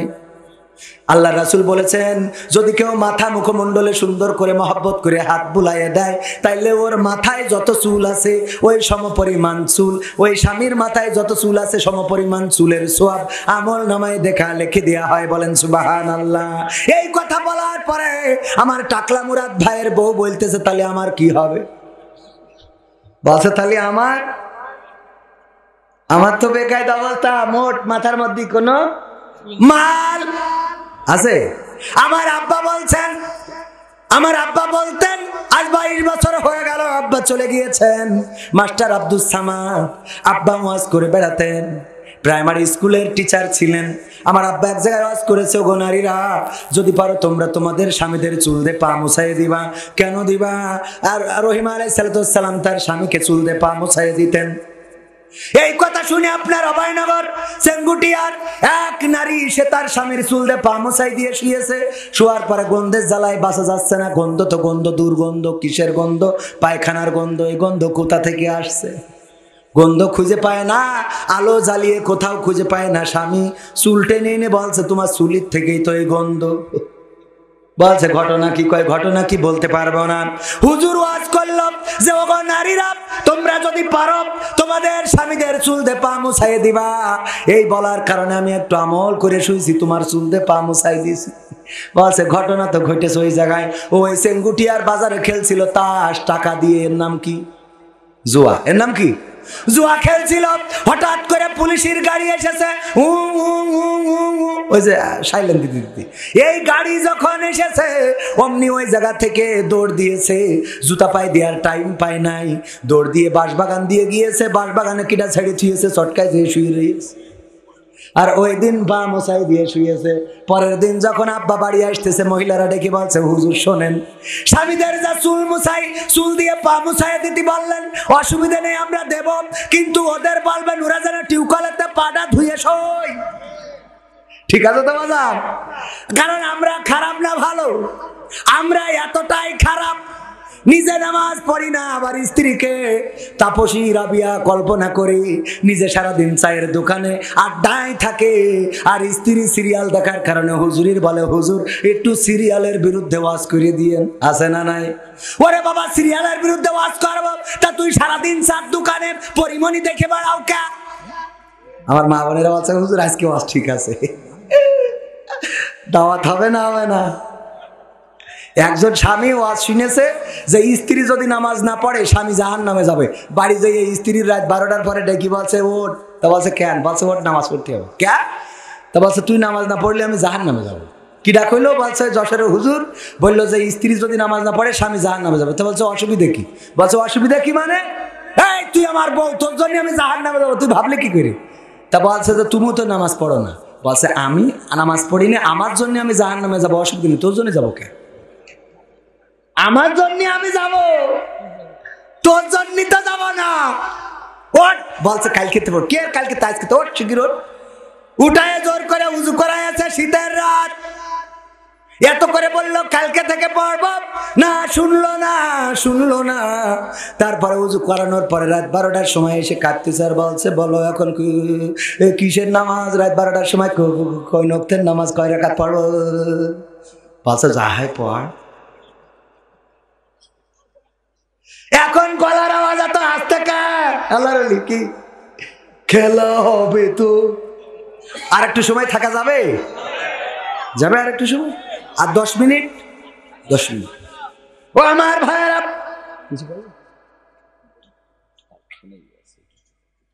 আমি বুঝতে পারছি যে এরা শর্টফট করতেছে।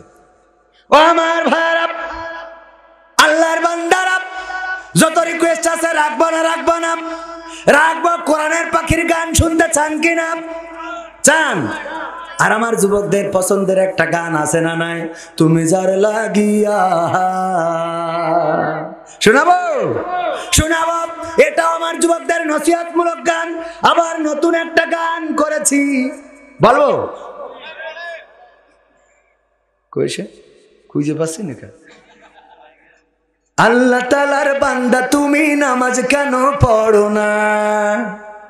কোরআনেরই বিধান মতো জীবন কেন গড়ো না?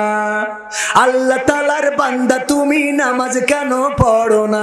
কোরআনেরই বিধান মতো জীবন কেন গড়ো না? মুখে বলো বান্দা খোদার, অন্তরে তারা কোনা। বন্ধু তুমি ডাকার মতো রবকে ডাকো না, বন্ধু তুমি ডাকার মতো রবকে ডাকো না, বন্ধু তুমি ডাকার মতো রবকে ডাকো না। আজান হলে যাও না তুমি মসজিদের ওই ঘরে, ডাকলে বলো পড়বা নামাজ আর কটা দিন পরে। বলে না, বলে না? আজান হলে যাও না তুমি মসজিদের ওই ঘরে, ডাকলে বলো পড়বা নামাজ আর কটা দিন পরে। হায়াত তোমার আছে কয়দিন সেই খবর তো রাখো না। বন্ধু তুমি ডাকার মতো রবকে ডাকো না, বন্ধু তুমি ডাকার মতো রবকে ডাকো না, বন্ধু তুমি ডাকার মতো রবকে ডাকো না। রোজার মাসে রাখতে রোজা কষ্ট লাগে বেশ, রাখলে রাখো প্রথম রোজা আর কখনো শেষ। এরকম আছে না নাই? রোজার মাসে রাখতে রোজা কষ্ট লাগে বেশ, রাখলে রাখো প্রথম রোজা আর কখনো শেষ। আল্লাহ তাআলার দেওয়া সুযোগ কাজে কেন লাগাও না? বন্ধু তুমি ডাকার মতো রবকে ডাকো না, বন্ধু তুমি ডাকার মতো রবকে ডাকো না, বন্ধু তুমি ডাকার মতো রবকে ডাকো না। সুদের টাকাই করো তুমি কত বাড়ি গাড়ি, ভাবো না যে এই দুনিয়া যাইতে হবে ছাড়ি। সুদের টাকাই করো তুমি কত গাড়ি বাড়ি, ভাবো না যে এই দুনিয়া যাইতে হবে ছাড়ি। যাকাতেরই টাকার হিসাব তুমি কেন রাখো না? বন্ধু তুমি ডাকার মতো রবকে ডাকো না, বন্ধু তুমি ডাকার মতো রবকে ডাকো না, বন্ধু তুমি ডাকার মতো রবকে ডাকো না। আল্লাহ তাআলার বান্দা তুমি নামাজ কেন পড়ো না? কোরআনেরই বিধান মতো জীবন কেন গড়ো না? আল্লাহ তাআলার বান্দা তুমি নামাজ কেন পড়ো না? কোরআনেরই বিধান মতো জীবন কেন গড়ো না? মুখে বলো বান্দা খোদার, অন্তরে তা রাখো না। বন্ধু তুমি ডাকার মতো রবকে ডাকো না, বন্ধু তুমি ডাকার মতো রবকে ডাকো না, বন্ধু তুমি ডাকার মতো রবকে ডাকো না। ওই সেই মুসাফিরের কথা মনে আছে নাকি? শোনাবো। আল্লাহর নবী বললেন, ওগো আমার সাহাবীরা, এই মুসাফিরের এখন চিন্তা কি হবে? বললে এই মুসাফিরের চিন্তা হবে লতাটা কাটতে যতটুকু সময় বাকি, এই মানুষটার কবরে যেতে, মারা যেতে ততটুকু সময় বাকি। আল্লাহ রাসূল বললেন, ওগো আমার সাহাবীরা, একটু মিলায়ে নাও, একটু কান খুলে শুনে নাও। আমি যে মুসাফিরের কথা বললাম, ওই মুসাফির হলো আমরা, এই পৃথিবীর মানুষগুলো। আমি যে কূপের কথা বললাম, ওটা হলো দুনিয়া। আমি নিচে যে সাগর সাপের কথা বললাম, এটা হলো কবর। কবর প্রতিনিয়ত ডেকে চলেছে। আমি যে উপরে বাঘের কথা বললাম, এটা হলো আজরাইল। আজরাইল পথে বসে আছে। আর আমি যে লতার কথা বললাম, এই লতাটা হলো মানুষের হায়াত। এই হায়াতটা, যার লতা যতটুকু মোটা, ওই মানুষটা ততদিন বাঁচবে। শুধু তাই নয়, আমি যে ইঁদুরের কথা বললাম, একটা সাদা ইঁদুর এবং একটা কালো ইঁদুর, একটা রাত এবং একটা দিন, প্রতিদিন রাত আর দিন তোমার আসছে আর যাচ্ছে, আর ওই হায়াত নামের লতাটাকে কুটকুট কুটকুট করে কেটে দিচ্ছে। রাত দিন যেতে যেতে যেতে যেতে এমন একটা দিন আসবে, যেই দিন চিরজনমের মতো বিদায় নিয়ে অন্ধকার খবরে চলে যেতে হবে। এখন কি বোঝা গেছে? ওগো আমার সব ভাইয়েরা, আল্লাহ রাসূল সাহাবীদেরকে প্র্যাকটিক্যালে বুঝালেন কেমন হবে এই দুনিয়ার জিন্দেগি। আমার যুবকেরা, তরুণেরা, কিশোরা, এই ভাই ওঠেন কেন? মতো ধরেছে নাকি? হ্যাঁ, আর একটু সময় থাকা যাবে তো? কোরআনের জন্য, ইসলামের জন্য, দ্বীনের জন্য আর একটু সময় কি কুরবানি করা যাবে না? করা যাবে। আর একটা ওয়াজ না শোনালি ভাল লাগছে না, শোনাবো? শোনাবো। লাইলির প্রেমে পড়েছে মজনু। এই মুরব্বীরা, আপনারা খারাপ মনে করেন না, এই কথাটা শুনতে হবে ভালো করে, শুনলে বুঝতে পারবেন। একটু পরে টের পাবেন, একটু পরে। লাইলির প্রেমে মজনু। মজনু দেখার জন্য লাইলির বাড়ির গেটের সামনে ভিড় করেছে। মজনু গিয়েছে, যাওয়ার পরে লাইলি শুনেছে মজনু এসেছে দেখা করার জন্য, কিন্তু লাইলি দেখা দিবে না। প্রতিদিন দুধ পাঠায় দেয় মজনুকে খাওয়ানোর জন্য। এই খবর চারিদিকে ছড়িয়ে গেছে যে মজনুর জন্য লাইলি দুধ পাঠায় আর মজনু খায়। এই ওয়াজ শোনার পরে অনেক মজনু যে গেটের সামনে জড়ো হয়েছে। একজন, দুইজন করতে করতে 20-30 জন, 50 জন, 100 জন হয়ে গেছে। লাইলির কাছে খবর গেল, ওগো লাইলি, তোমার প্রেমের পাগল এখন একজন না, এখন 100 জন হয়ে গেছে গো। এখন তো একটা গায়ে গরুর দুধে হয় না, আরো 2-10টা গায়ে গরুর দুধ লাগবে। বলল, এই এই যুবক, ওটো খান, একটুখানি বসো, একটুখানি, শেষের পথে চলে এসে। লাইলি বলল, আমার আসল মজনুকে বাছাই করে দাও। বললে, আসল মজনু কেমন করে বাছাই করব? বলল, তোমরা যদি না বোঝো আমি তোমাদের বুদ্ধি দেই, শুনে নাও। বলল, তাইলে বুদ্ধি দেন। তার শহীদদেরকে ডেকে বলল, আজকে খালি গিলাস নিয়ে যাবা, নিয়ে যেয়ে বলবা লাইলি রক্ত চেয়েছে, রক্ত দিবা। কিডা কিডা কে রক্ত দিতে পারবা? লাইলির জন্য খালি গিলাস ধরবা। যে খালি গিলাস ধরেছে আমার চাচা দৌড়, বলছে, ও আমি রক্ত দিতে পারবো না, অত প্রেমিক আমি হই না। হাই রে, আমার ইমরান ভাই ধরেছে। ইমরান ভাই বলে না, আমিও দেব না, উঠে চলে গেছে। আর একজনের, আর একজনের, আর একজনের, এরকম নকল প্রেমিক আছে না নাই? ফজার বলতেছে, ফজা বলতেছে, আবেদার, আবেদা, তোমার জন্য আমি জীবন দিতে জানি। বলছে, সত্যি? বলছে, একদম আল্লাহর কসম। বলছে, ওই যে ট্রেন যাচ্ছে ওর নিচে মাথাটা দাও দিন। বলছে যে এটা কোনো ব্যাপার হইলো? আমি ট্রেন যাচ্ছে মাথা দিয়ে দেবো, এক্ষুনি কাটা পড়ে মারা যাবো, কোনো অসুবিধা নেই। তোমার জন্য জীবন দিতে আজকে লাইলাতুল ফেব্রুয়ারি প্রমাণ করে দেবো যে আমি কেমন করে জীবন দিতে পারি। বলছে, তা দাও। বলছে, দিদি তো অসুবিধা নেই। অসুবিধা হলো অন্য জায়গায়। কোথায়? আমি যদি আজকে ট্রেনের তলে মাথা দিই আর কাটা পড়ে মারা যাই, মানুষ এসে জিজ্ঞেস করবে ও মারা গেল কি করি? তখন বলবে আবেদা বলেছিল প্রেমের পরীক্ষা নিয়েছিল, এই জন্য ও ট্রেনের নিচে মাথা দিয়ে কাটা পড়ে গেছে। এরপরে ওরা 999 কল দেবে, পুলিশ এসে তোমার ধরে নিয়ে যাবে। বিচার হবে আদালতে, যখন প্রমাণ হয়ে যাবে যে তোমার জন্যই আমি জীবন দিছি ট্রেনের নিচে, তখন তোমার ফাঁসি হবে। তোমার ফাঁসি হওয়ার পরে আমি কান নিয়ে বাঁচবো? ফাঁসি হওয়ার পরে ও কান নিয়ে বাঁচবে। তা এই ট্রেনের তলে কাটা পড়ে মরে গেল, ওটা কিনা? কত বড় শয়তান! পরীক্ষায় দেয় মানুষের বুঝেই রাখে, চিন্তা করতে পারছে? ও আমার ভাইরা, এরকম নকল প্রেমিক আছে না নাই? নকল প্রেমিক গুলো সব চলে গেল।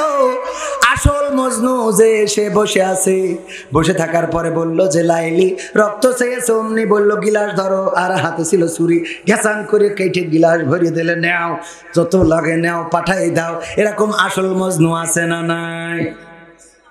ও আমার ভাইরা, কোরআনের জন্য, দ্বীনের জন্য, ইসলামের জন্য, আল্লাহ ও তার রাসূলের জন্য যদি ডাক আসে, রাজপথে যদি থাকা লাগে, বুকের রক্ত যদি ঢালা লাগে, রক্ত ঢেলে দেব। রক্তের সাগরে সাঁতার কেটে কেটে বাংলার জমিনে একটি রক্তাক্ত বিপ্লবী কালেমার পতাকা উড়ানোর জন্য প্রস্তুত আছেন? কারা কারা একটু হাত উঁচু করে? নারায়ে তাকবীর! আল কোরআনের আলো, আল হাদিসের আলো, আমার নেতা তোমার নেতা, নারায়ে তাকবীর! এবার ভাইরা আমার, আরেকবার একটু হাত উঁচু করেন, টান টানা করেন, এরকম করে আল্লাহকে দেখান। হাত দেখাইলেন কার? যে আল্লাহর কাছে রক্ত দিতে চাইলেন, ওই আল্লাহ রক্ত নেওয়ার আগে বলেছে বিআমওয়ালিকুম, আগে মাল দাও, আনফুসিকুম, তারপরে জান দাও। আল্লাহ বলেছেন ইন্নাল্লাহা ইশতারা মিনাল মুমিনিনা আনফুসাহুম ওয়া আমওয়ালাহুম বিআন্না লাহুমুল জান্নাহ। ও ঈমানদারেরা, তোমাদের জানমালের বিনিময়ে আমি জান্নাতটা বিক্রি করে দিই। সেই জান্নাত কেনার দরকার আছে না নাই? যারা হাত উঁচু করেছেন, পকেটে যা আছে সব এখন হাত লাগায়ে উজাড় করে দিয়ে দেবেন। আমার পকেটে তো কিছু নাই, আমার ক্যামেরাম্যান দেবে। এখন কেউ মাহরুম করবেন না। মাত্র 5টা মিনিট এই মাদ্রাসার জন্য 5 টাকা, 10 টাকা, 20 টাকা, 50 টাকা, 1000 টাকা, 2000 টাকা, 100 টাকা, যার যা পকেটে আছে দিবে। আমার ভাইরা, আমি মুসাফির মানুষ, কেউ উঠবেন না। যদি না ওঠেন, এখনো 2-1টা গান শোনাবো, আর যদি উঠে চলে যান গো। হ্যাঁ, ও আমি ব্যক্তিগতভাবে 500 টাকা দিলাম। আল্লাহ আমার স্ত্রীর হায়াতটা বাড়াই দাও, মাজাহাই হবেন। আল্লাহ তুমি আমার সন্তানদের কবুল করে নাও, বলেন আমি। 500 টাকা আমি দিয়ে গেলাম আমার স্ত্রীর নামে। একজন ফোন দিয়েছে, ও দূরে, আর দূরে বুঝতে পারিনি, আমার কাছে দেখছে তো, ছোট মানুষ তো একটু ভুল হয়ে যায়, মনে কিছু করা যাবে। অনেকের মা নাই, বাবা নাই। মা যদি থাকতো, মায়ের জন্য একটা শাড়ি কিনতে গেলে 1000 টাকা লাগতো। বাবা যদি থাকতো, 500 টাকার একটা লুঙ্গি লেগে যেত। যেই মা চিরজন্মের মতো বিদায় নিয়েছে, যেই বাবা অন্ধকার কবরে, ওই মায়ের জন্য, বাবার জন্য 500-1000 টাকা আল্লাহর নবীর ঘরে, আল্লাহর রাসূলের ঘরে দেয়া যাবে কি যাবে না? যে আমার ভাইজান ইমরান ভাই 200 টাকা, দেখেন এই টাকা অতীতে কেউ বানাতে পারেনি, ঠিক না বেঠে? আমরাই বানিয়েছি। কত সুন্দর টাকা, 200 টাকার একখান নোট করলো দান। আল্লাহ বাড়িয়ে দাও, সম্মান নেক আর বাসনা পুরা করে দাও। আমি এখনো মাহফিল শুরু করিনি, আমি কিন্তু আজ এখনো শুরু করিনি, শুরু করবো। আমার চাচা নাম কি? কামরুল ইসলাম চাচাজি আমার সামনে বসে আছেন। আমার ওয়াজে অনেক সময় মুরব্বীরা থাকতে চায় না, কিন্তু উনি শ্রদ্ধাভাজন মুরব্বী এখনো পর্যন্ত বসে আছেন। 500 টাকা দান করেছেন। আল্লাহ দানকে কবুল করে নাও। আল্লাহ নেক হায়াত দিয়ে দাও। আপনজন যারা কবরে, কবরগুলো জান্নাতের বাগান বানিয়ে দাও, বলেন আমিন। আমার সভাপতি সাহেব কত যেন দিয়েছেন? মহিলাদের মধ্যে লোক যাচ্ছে টাকা কালেকশন করার জন্য। আমার মা বোনেরা পকেটে যা আছে, স্বামীর পকেট থেকে যত মাইরিং করেছেন সব আজকে দিয়ে দেন। স্টার জলসা জি সিনেমার যত বিল আছে রে, সব আজকে আল্লাহর রাস্তায় দিয়ে দেন। আমার মা বোনদের দিয়ে তৌফিক দান করে দিন, বলেন আমিন। আর কে আছেন? আমার আর একজন ছোট মানুষ। হুজুর, হুজুর ছোট মানুষ নাম কি তোমার? ছোট মানুষ 200 টাকার একটা বঙ্গবন্ধুর নোট দান করলো, আল্লাহ দানকে কবুল করে নাও, আল্লাহ নে খায়াত দিয়ে দাও, মনের স্বপ্ন পুরা করে দাও, আপনজনদের কবুল করে নাও। আর কোন বান্দা আছেন তাড়াতাড়ি 5 মিনিটের মধ্যে দিলে আমি আরো 2-1টা সঙ্গীত শোনাবো। আমার মা বোনেরা আছে, কোন মাটিতে তৈরি রে তুই মা, কোন মাটিতে তৈরি রে তুই মা। মায়ের গান মা বোনদের মধ্যে আমাদের কমিটির লোক যারা প্যাকেট নিয়ে যাচ্ছে, মা বোনেরা হৃদয় খুলে উজাড় করে দান করেন। আর আপনারা যে টাকা দান করেন, ওই টাকা তো আবার অক্সিজেন দেওয়া লাগে, শাড়ির আসলে এমন বান্দা বান্ধে ওরা আবার হাসপাতালে নিয়ে যায় তাই সুস্থ করতে, ঠিক না বে ঠিক? তারপরেও দেন, কোনো অসুবিধা নাই। আর এখানে আমার যুবকেরা যার বিয়ে হয় না, বিয়ের জন্য দোয়া নেওয়ার জন্য টাকা দান করতে পারো গো। আমি একজনের বিয়ের জন্য দোয়া করিলাম, বিয়ে হইল, কিন্তু 2 মাস পরে বিয়ে ভেঙে গেছে। তাহলে দোয়াই তো অন্তত কাজ হয়ে গেছে। ব্যাগ নিয়ে যাবেন, আর বড় টাকা যারা দেবেন 500-1000 আমি একটু নাম ধরে দোয়া করে দেব। মাদ্রাসার জন্য ইট রড সিমেন্ট বালু দেওয়ার মতো যদি কেউ থাকেন দিতে পারেন। আমার ভাই কিছু বলবে, বলেন।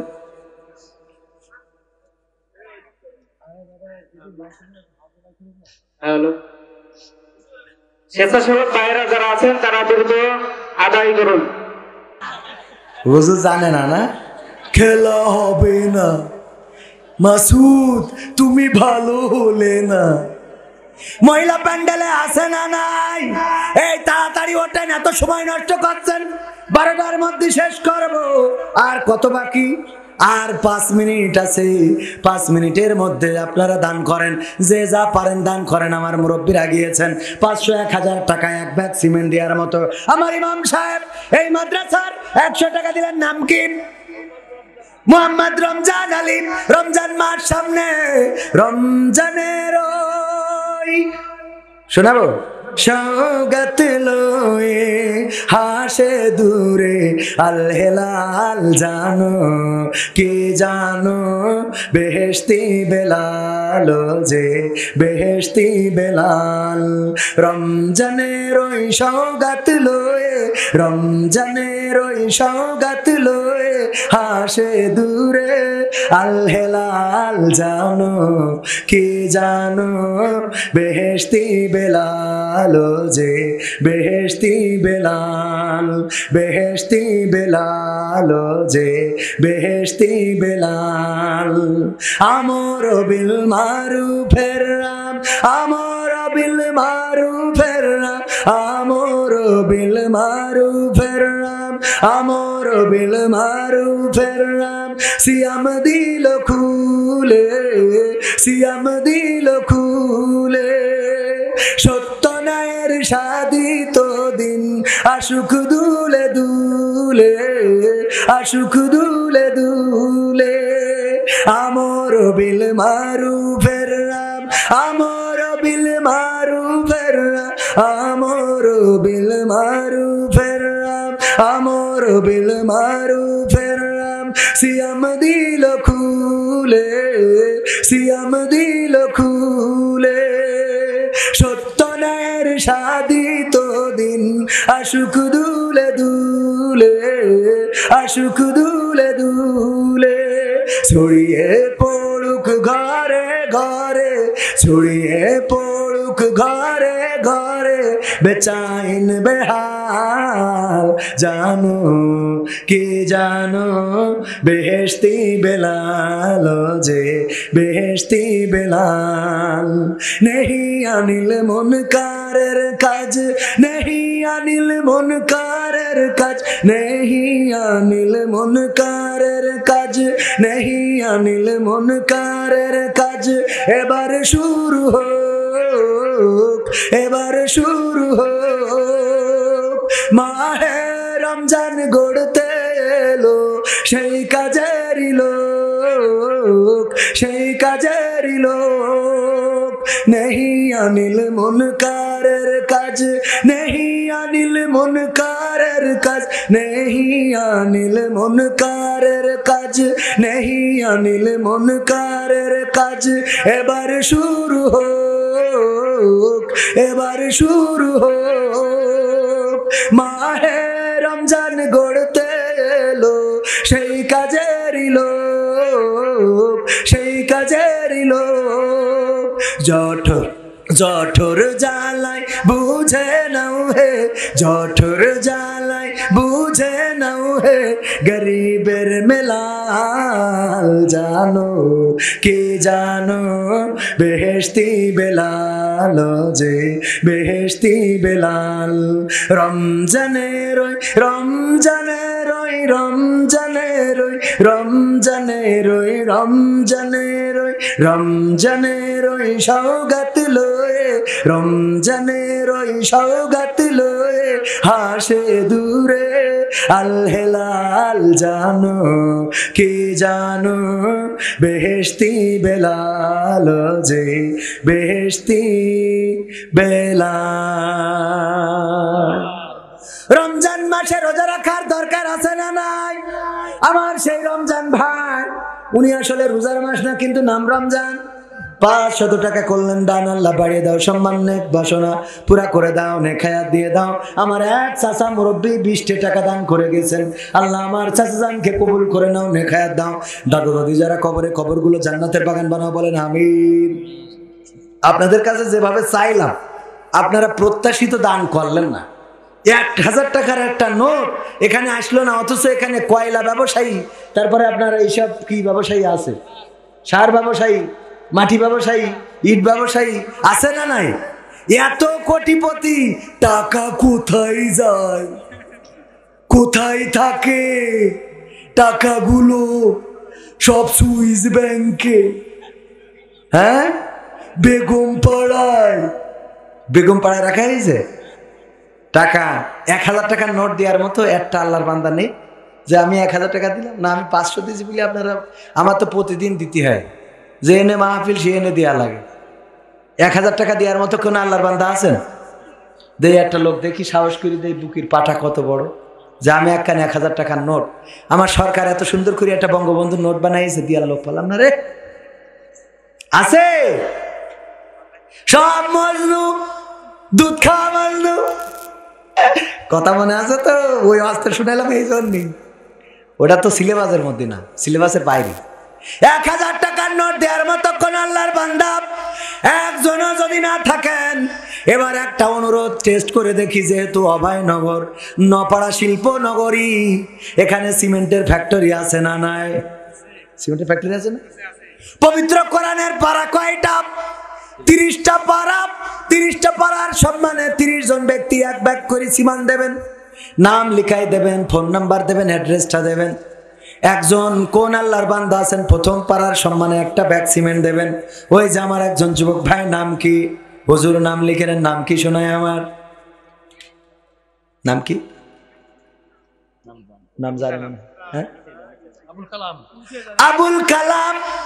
1 বস্তা সিমেন্ট প্রথম পারার সম্মানে, কোরআনের সম্মানে 1 বস্তা সিমেন্ট দিলেন। 2 নম্বর কোন আল্লাহর বান্দা আছেন? দ্বিতীয় পারার সম্মানে 1 বস্তা সিমেন্ট মাত্র 500 থেকে 550 টাকা দাম। এই মাদ্রাসা যতদিন থাকবে ততদিন আপনার আমল নামায় সওয়াব বর্ষণ হতে থাকবে। মাদ্রাসায় কোরআনের পাখিরা পড়বে, কোরআন মুখস্থ করবে, আর আপনি কবরে বসে বসে সওয়াব পেতে থাকবেন। রমজান ভাই 1 ব্যাগ সিমেন্ট। দ্বিতীয় নম্বর পারার সম্মানে কল্যাণ, আল্লাহ বাড়িয়ে দাও সম্মান। আপনজন যারা কবরে, কবরগুলো জান্নাতের বাগান বানায় দাও। যারা বেঁচে আছেন খায়াত দিয়ে দাও। 3 নম্বর কোন আল্লাহর বান্দা আছেন? 3 নম্বর ব্যক্তি কোন আল্লাহর বান্দা? পবিত্র কোরআনের 3 নম্বর পারার সম্মানে একটা ব্যাগ সিমেন্ট আল্লাহর নবীর ঘরে দিবেন, যে রাসূল দ্বীনের জন্য দান মোবারক শহীদ করেছেন। উনি যদি একাই দিয়ে দেয়, জনগণ কি দেবে ওটা পরে হবে। আমার জনগণের কাছে 30টা ব্যাগ চাই। আমার 3 নম্বর কোন আল্লাহর বান্দা আছেন? একটু সাহস করে আমার 5 বস্তা দেবে একা। মাশাআল্লাহ। নাম কি ভাই জানেন? নামটা আগে বলেছিল কামরুল ইসলাম। না রয়ে থাকবে, আগে চাচা ডেকে ফেলেছি, এখনো চাচা বলবো গো। আমার কামরুল ইসলাম চাচাজি 5 বস্তা সিমেন্ট দিলেন 5 পারার সম্মানে। তাইলে হইল 7 ব্যাগ। আল্লাহ দানকে কবুল করে নাও। মাদ্রাসার জন্য যে করলো দান, আল্লাহ তুমি তার বাড়িয়ে দাও সম্মান। পিতা মাতা, দাদা দাদি, নানা নানি যারা কবরে, কবরগুলো জান্নাতের বাগান বানিয়ে দাও, বলেন আমিন। ও আমার ভাইরা, উঠে চলে যাবেন না, দিবেন না আবার উঠে চলে যাবেন, তাইলে আপনি দুই অপরাধী। কয় অপরাধে? দুই অপরাধে মুনাজাত না নিয়ে যাবেন না। আল্লাহ রাসূলের ঘরের জন্য টাকা চাচ্ছি, আমার জন্য না। আল্লাহ রাসূলের ঘরের জন্য সিমেন্ট চাচ্ছি। তারপরে 8 নম্বর ব্যাগ দেওয়ার জন্য কোন বান্দা আছেন? 8 নম্বর পাড়ার জন্য আমার চাচাজি নাম কি? আবুল কালাম মোল্লা 2 ব্যাগ সিমেন্ট। ওই যে ওই চাচা আগে নেব, বদর চাচা। না রয়ে থাকবে আমার বদর চাচা 1 ব্যাগ না 2 ব্যাগ? কয় ব্যাগ চাচা? 2 ব্যাগ। না রয়ে থাকবে আমার বদর চাচা 2 ব্যাগ সিমেন্ট দিলেন। 8, 9 নম্বর পাড়া পর্যন্ত হয়ে গেল। আল্লাহ দানকে কবুল করে নাও, নেখায়াত দান করে দাও, মনের স্বপ্ন পুরো করে দাও। আবুল কালাম ভাই 2 ব্যাগ সিমেন্ট, আর একজন নগদ, নাম কি? সালাউদ্দিন ভাই 500 টাকা নগদ দান করলেন। আল্লাহ দানকে কবুল করে নাও। আমার আবুল কালাম ভাই দিলেন 2 ব্যাগ সিমেন্ট, হইল 11 নম্বর পাড়ার সম্মানে হয়ে গেল। আল্লাহ দানকে কবুল করে নাও, নেখায়াত দিয়ে দাও, মনের স্বপ্ন পুরা করে দাও। নুরুল হক ভাই 3 ব্যাগ সিমেন্ট, 11, 12, 13, হ্যাঁ নাকি না? 12, 13, 14, 12, 13, 14 নম্বর পারা হয়ে গেল। আল্লাহ দানকে কবুল করে নাও, নেখায়াত দাও, মনের স্বপ্ন পুরা করে দাও। নুরুল হক ভাইরা 5 জন যারা কবরে, কবরগুলো জান্নাতের বাগান বানাও। তারপরে 15 নম্বর আমার নুরুল হক ভাই, আপনি না? 3 ছেলে বিদেশে, সিমেন্ট দিয়ে কয় ব্যাগ? 2 ব্যাগ, 3 ব্যাগ, তাহলে ঠিক আছে। 3 ছেলে বিদেশে 3 ব্যাগ, তাও মনে হয় আর একটু বাড়াই দিলে কোনো অসুবিধা ছিল না। 5টা ব্যাগ নেওয়া যায় না? 5টা, আর এক গ্রামতে, তাহলে থাক। আর এক গ্রামতে, এই গ্রামের হলি 5 ব্যাগ করে দিতাম। 3 ব্যাগ সিমেন্ট, 3 ছেলে বিদেশে থাকে। আল্লাহ তুমি তাদের মুসিবত মুক্ত রাখো, বলেন আমি। আমার প্রবাসে যারা আছে, আল্লাহ তাদের হেফাজতে রাখো, আয় রুজিতে বরকত দান করে দাও। তাইলে কত নম্বর ব্যাগ গেল? 14, 15, 16, 17, 18 নম্বর পাড়ার জন্য কোন আল্লাহর বান্দা আছেন? 18 নম্বর ওই যে হাত তুলেছে ভাইজান, নাম কি? আসাদ ভাই 1 ব্যাগ সিমেন্ট করলো দান। আসাদ ভাইয়ের নামটা লিখে নেন, যে যদি গ্রামের লোক না হয় একটু ফোন নাম্বারটাও আনবেন, তবে বুঝুন বন্ধ, ফোন নাম্বারটা দিয়েন না। আর আপনি যদি না দিতে পারেন তাও কোনো গুনাহ হবে, ভালো নিয়তে সওয়াব আছে না নাই, কিন্তু আপনি পরিস্থিতির কারণে যদি না দিতে পারেন অসুবিধা নাই। যদি আপনি মারা যান দেয়া লাগবে না। রিপন ভাই না রয়ে থাকবে আমার 18 নম্বর পাড়া দিলেন আসাদ ভাই, আর রিপন ভাই 5 বস্তা দিলেন, তাহলে 18, 19, 20, 21, 22, 23 বস্তা হয়ে গেল। আর মাত্র 7 ব্যাগ বাকি। কয় ব্যাগ বাকি? 7 বস্তা দেওয়ার মতো। আশরাফ ভাই কয় বস্তা? 2 বস্তা। আল্লাহ আশরাফ ভাইকে কবুল করে নাও, নেখায়াত দান করে দাও, মনের স্বপ্ন পুরা করে দাও। 2 বস্তা সিমেন্ট দিয়ে 24, 25 হয়ে গেল। 26 নম্বর পাড়ার সম্মানে কোন আল্লাহর বান্দা আছেন? হ্যাঁ, ওসিয়ার 2 বস্তা। ফসিয়ার যাই হোক, আমার ভাইজান উনি দিল 2 বস্তা সিমেন্ট, তাইলে 28, 29, হ্যাঁ 28, 29, 2 বস্তা। আর বাকি কয় বস্তা? আর বাকি আছে ওই যে ওই আগে উনি কইছে, আগে উনার দাম পাখামো করলে হবে না। নাম কি? সেলিম ভাই না রয়ে থাকবে আমার সেলিম ভাই। ঠিকানা দিলেন, ঠিকানা ওখানে যেয়ে লিখে নিয়ে আসেন, সব ওখানে বলে দিবে। পাইছেন কি? হ্যাঁ, এটা যাওয়ার দরকার আছে না নাই? আমার সেলিম ভাই 2 ব্যাগ সিমেন্ট দিয়ে কইলো কত হইলো? 31 ব্যাগ। 31 যখন ছাড়াইছে, আরমান ভাই 1 বস্তা 32 হয়ে গেল। আল্লাহ আমার সেলিম ভাই আরমান ভাইয়ের দানকে কবুল করে নাও, নেখায়াত দাও। আপনজন যারা কবরে, কবরগুলো জান্নাতের বাগান বানাও। আল্লাহ সন্তান বিবি যারা আছে নেখায়াত দিয়ে দাও। আল্লাহ লেখাপড়ায় কামিয়াবি দান করে দাও। আপনজন যারা বেঁচে আছে নেখায়াত দিয়ে দাও, বলেন আমিন। তাইলে 32 যখন হয়েছে 40 যাইয়ে বেরেক দুবানে। আর সুজন 1 বস্তা ওজন কই?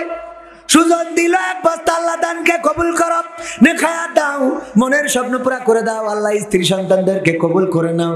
আমার যুবক যারা আছো একটু 1 বস্তা 2 বস্তা সিমেন্ট দান করে দিতে পারো মাদ্রাসার জন্য। তারপরে বলেন ফারুক এক বস্তা, তাহলে হয়ে গেল 44। আল্লাহ তুমি ফারুক ভাইকে ওমর ফারুক রাদিয়াল্লাহু তাআলা আনহুর সাথে কবুল করে নাও। 34 হয়ে গেল। আল্লাহ দানকে কবুল করে নিয়ে আল্লাহ তুমি সকলের মনের নেক বাসনা পুরা করে দাও, বলেন আমিন। 35 নম্বর, কোন আল্লাহর বান্দা আছেন আল্লাহ রাসূল 40 বছর বয়সে নবুয়ত পেয়েছিলেন, আমরা 40টা বস্তা তুলে দিই।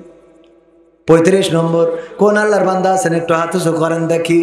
আমার যুবকেরা, ওই যে একজন যুবক মানুষ, নাম কি শোনায় আমার? কি নাম বললো? আবুল কালাম। কয় ব্যাগ? 2 ব্যাগ। নারায়ে তাকবীর। আমার আলম আবুল কালাম ভাই মুয়াজ্জিন সাহেবের সন্তান, এই মসজিদের মুয়াজ্জিন সাহেবের সন্তান। আল্লাহ 2 ব্যাগ সিমেন্ট দিল, হইল 35-36 ব্যাগ হয়ে গেল। আল্লাহ কবুল করে নাও, নেখায়াত দিয়ে দাও আপনজন যারা কবরে কবর জান্নাতের বাগান বানাও। আর 4 ব্যাগ কোন আল্লাহর বান্দা আছেন? নাম কি? লিটন ভাই। কয় ব্যাগ? 4 ব্যাগ একাই খেলা হবে। নারায়ে তাকবীর। তুমি যার লাগিয়া, তুমি যার লাগিয়া এমবি ভরো, তার তো বাটন ফোন। ওরে কেমন করে বুঝবে রে সে, কেমন করে বুঝবে রে সে ডিজিটাল তোর মন। তুমি যার লাগিয়া, তুমি যার লাগিয়া এমবি ভরো, তার তো বাটন ফোন। মেসেজ দিলে সিন করে না, দেয় না তো রিপ্লাই। ভিডিও কলে বলবা কথা, ক্যামেরা তার নাই রে, ক্যামেরা তার নাই। ওরে ডিজিটাল এই যুগ জামানাই, ডিজিটাল এই যুগ জামানাই অ্যানালগ তার মন। তুমি যার লাগিয়া, তুমি যার লাগিয়া এমবি ভরো, তার তো বাটন ফোন। প্রেম প্রীতি ভালোবাসা বিয়ের আগে নয়, মনের মধ্যে রাখো যুবক আল্লাহ তাআলার ভয় রে, পরকালের ভয়। ঠিক না বেঠে? প্রেম প্রীতি ভালোবাসা বিয়ের আগে নয়, মনের মধ্যে রাখো যুবক আল্লাহ তাআলার ভয় রে, পরকালের ভয়। ওরে তবেই তুমি মুক্তি পাবা, তবেই তুমি মুক্তি পাবা দোজখের আগুন। তুমি যার লাগিয়া, তুমি যার লাগিয়া এমবি ভরো, তার তো বাটন ফোন। শাহনারা এক বস্তা। আর মিনা, মিনা কার্টুন ছোটবেলায় দেখতাম, আবার অনেকের নাম মিনায় আছে। আল্লাহ 2 জন বোন দান করলো, দানকে কবুল করে নাও। আল্লাহ নেখায়াত দিয়ে দাও। তালি হইল কত বস্তা? এই পার করেন কেন আপনারা? ছেলে 500 টাকা দিয়েছে। কার ছেলে? মুস্তানের ছেলে। হ্যাঁ, মস্তানা। তাই না? হ্যাঁ, কসে মামা আমি শুনছি মুস্তানের ছেলে। মুস্তানের ছেলে হলে 500 টাকায় মানতাম না। মাস্তানার ছেলে 500 টাকা। আল্লাহ দানকে কবুল করে নাও। মাস্তানা ইন্তেকাল করেছেন, কবরকে জান্নাতের বাগান বানাও। তারপরে 42 হয়ে গেছে। না 42 হয়ে গেছে, তা কি হাফ সেঞ্চুরি করে দেবো? করে দেবো? হাফ সেঞ্চুরি করলে আপনার একটু দেওয়া লাগবে। সভাপতি সাহেব একটু মন নরম করে বলেন দিন, কয় ব্যাগ দেবো? হ্যাঁ একটু দেন। আল্লাহ 2 বস্তা। মান সম্মান থাকলেও কিছু। আপনি সভাপতি মানুষ, একটু দেখেন আর একটু পকেট ছাড়া দিয়ে আর একটু বেশি করা যায় কিনা। 3টে বস্তা। 3 বস্তায় হবে না? হবেন? ওনার সংসারের অবস্থা খুব ভালো না? মাল আছে না? নাই আছে কিনা? আপনারা ভালো বোঝেন আছে কিনা। থাকলে 5 বস্তা করে দেবো, আর না থাকলে 3 মেনে নেবো। 5-এর পক্ষে কিটা কিটা? ওইটা আলহামদুলিল্লাহ। আচ্ছা ওকে, আলহামদুলিল্লাহ। কয় ব্যাগ? 3 ব্যাগ। আমার সভাপতি হযরত মাওলানা আব্দুল আজিজ সাহেব প্রিন্সিপাল ছিলেন। কোন মাদ্রাসার? বালিয়াডাঙ্গা উত্তরপাড়া জামে মসজিদ ও সাবেক প্রিন্সিপাল পায়রা ইসলামিয়া ফাজিল মাদ্রাসার। উনি উপদেষ্টা বালিয়াডাঙ্গা উত্তরপাড়া জামে মসজিদের। কয় ব্যাগ দিলেন? 3 ব্যাগ মাদ্রাসার জন্য দিলেন। অনেকেই মনে করতে পারেন জোর করে কেন আদায় করছি। আমরা জোর করে যেই কটা নিলাম, আপনার জান্নাতে যাওয়ার জন্য একটু পথ আগাই দিলাম। ঠিক না বে ঠিক? সামনের দিকে একটু ঠেলে দিলাম, কারণ এই 3 ব্যাগ সিমেন্ট আল্লাহ রাসূলের ঘরে দিলেন, এইটাই আপনার জন্য থাকবে। বলেন সুবহানাল্লাহ। তাহলে কয় ব্যাগ হয়েছে? 45। আমির হামজা 500 ইট, আল্লাহ 500 ইট দিল আমির হামজা, কবুল করে নাও, নেখায়াত দাও, মনের স্বপ্ন পুরা করে দাও। আমার চাচা আহম্মদ 1 ব্যাগ সিমেন্ট 46 হইল, আল্লাহ দানকে কবুল করো, মাত্র 4 ব্যাগ হলে হাফ সেঞ্চুরি, 4 ব্যাগ দেন, 4টে ব্যাগ, আর একবার আর একজনের আল্লাহর রাস্তায় উঠে যান দিন, 4 ব্যাগ দিয়ে দেবো, হাফ সেঞ্চুরি, তারপর মোনাজাত করে বাড়ি যায়। 4 ব্যাগ, 2 ব্যাগ, 2 ব্যাগ করে 2 জন, 1 ব্যাগ করে 4 জন। আছেন কোন আল্লাহর বান্দা আমার ভাইরা? হ্যাঁ, তাড়াতাড়ি বলো, বলেন একটু তাড়াতাড়ি, আজকে এখনো মাহফিল শেষ করলাম না। ইব্রাহিম আল্লাহর নবীর নামে নাম, আমাদের জাতির পিতার নাম কি? একজনের কাছে জিজ্ঞাসা করলাম, উনি যা বললো উনি আমার কোনো অসুবিধা নেই, কিন্তু আমাদের জাতির পিতা হলো ইব্রাহিম আলাইহিস সালাম। আমার ইব্রাহিম আলাইহিস সালামের নামে নাম, উনি 3 বস্তা দিয়ে 49 ব্যাগ করেছেন, আর একজন বাকি 1 বস্তা। 50 পুরোই দেবে। আমার ইমরান হুসাইন ভাই অনেক বড় একজন বক্তা, আমার থেকেও বড় আলেম, দিনদার, ইমানদার, মুত্তাকি, পরহেজগার বান্দা। আল্লাহ তার কণ্ঠটাকে বিশ্বময় কবুল করে নিন, বলেন আমিন। ওনারও বাবা নাই, আমারও বাবা নাই রে, আমাদের বাবারা যারা চলে গেল, বাবার জন্য আমার ভাইজান 500 টাকা দাম 1 বস্তা সিমেন্ট 50 ব্যাগ পুড়িয়ে দিলেন। আল্লাহ বাবার কবরকে জান্নাতের বাগান বানাইয়া দাও। আমার বাবা কবরে ঘুমিয়ে আছেন, যখন বাড়ি থেকে বের হই তখন কবরটা আমার গাড়ির পিছনে পড়ে, আবার যখন বাড়িতে ঢুকি তখন ডান হাতে পড়ে। আমার বাবা যখন বক্তা ছিলেন, ওয়াজ করতেন, আমাদের সন্তান যদি মানুষের মতো মানুষ বানিয়ে রেখে যেতে পারি গো, ওই সন্তান একদিন কোরআনের পক্ষে কথা বলবে, দিনের পক্ষে কথা বলবে, নামাজ পড়বে, রোজা করবে, কোরআন পড়বে, আর আমাদের কবরের কাছে এসে দাঁড়িয়ে বলবে, আল্লাহ রব্বিরহামহুমা কামা রব্বায়ানি সগীরা, আর বলবে আমরা এতক্ষণ যত আমল করলাম, আমলগুলো বাবার রুহের উপরে বকশিশ করে দাও। ওগো আমার ভাইরা, আর যারা সন্তানদেরকে শয়তান বানায়, সন্তানদেরকে মানুষের মতো মানুষ বানায় না, ফ্রি ফায়ার পাবজি বানায়, ওই সন্তানগুলো ডিজিটাল স্মার্ট পোলাপান হয়ে যখন মদ খায়, গাঁজা খায়, আর বাবার কবরের কাছে যেয়ে বলে, বাবা মাল টেনে তোমার কাছে দিয়ে থুয়ে চলে গেলাম। ঠিক না বে ঠিক? যারা মাল টানে সেটাও পাবে, আর যারা কোরআন পড়ে রে সেটাও পাবে। নজরুল খান নারায়ে তাকবীর, বন্ধু লবণে বাঘ থাকে, আমার নজরুল খান ভাই 10,000 টাকা একাই করলেন দান, আল্লাহ বাড়িয়ে দাও সম্মান। আরো একটা বড় দান রয়েছে, সেই বড় দানটার কথা বলার আগে আমি যেটা বলতে চাইলাম, ওগো আমার ভাইয়েরা, বাপজানেরা, চাচারাই, আমার কলিজার টুকরা সন্তান যদি থাকে, নাতিপুতি যা থাকে, 2-1টা মাদ্রাসায় দেবেন, কোরআনের খাদেম বানাবেন, আল্লাহওয়ালা বানাবেন। আমার বাবা আমাকে মাদ্রাসায় পড়িয়েছেন বলে আজকে 22 বছর পরেও বাবার সুরে ওয়াজ করে বেড়াতে পারি, আমার বাবার কথা বলে বেড়াতে পারি। হ্যাঁ, ওইটা বলো।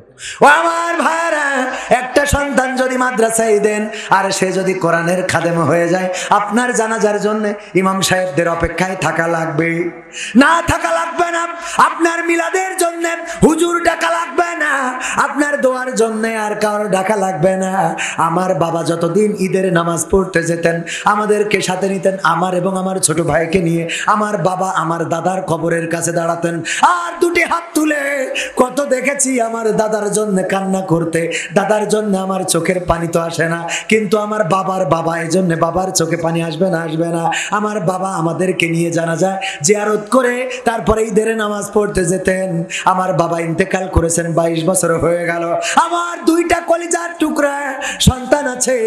আমি যখন ঈদের নামাজ পড়তে যাই, অথবা আমি হজ উমরাতে যাই, অথবা আমি বিদেশ সফরে যাই, অথবা আমি বাইরে যাই, দেশের বাইরে যাই, আমার সন্তানদেরকে নিয়ে আমার বাবার কবরের কাছে দাঁড়ায়, আর 2টি হাত তুলি, আমার সন্তানদেরকেও শিখাই রেখে যায়। দেখো আমার বাবা তার বাবার কবরের কাছে দাঁড়াতেন, আমি আমার বাবার কবরের কাছে দাঁড়াই। তোমরাও একদিন তোমাদের বাবা মারা যাওয়ার পরে কবরের কাছে দাঁড়িয়ে দাঁড়িয়ে দুটি ফোঁটা চোখের পানি ফেলে আল্লাহর কাছে ক্ষমা চেয়ে, আল্লাহ গো তুমি আমার বাবাকে ক্ষমা করে দাও।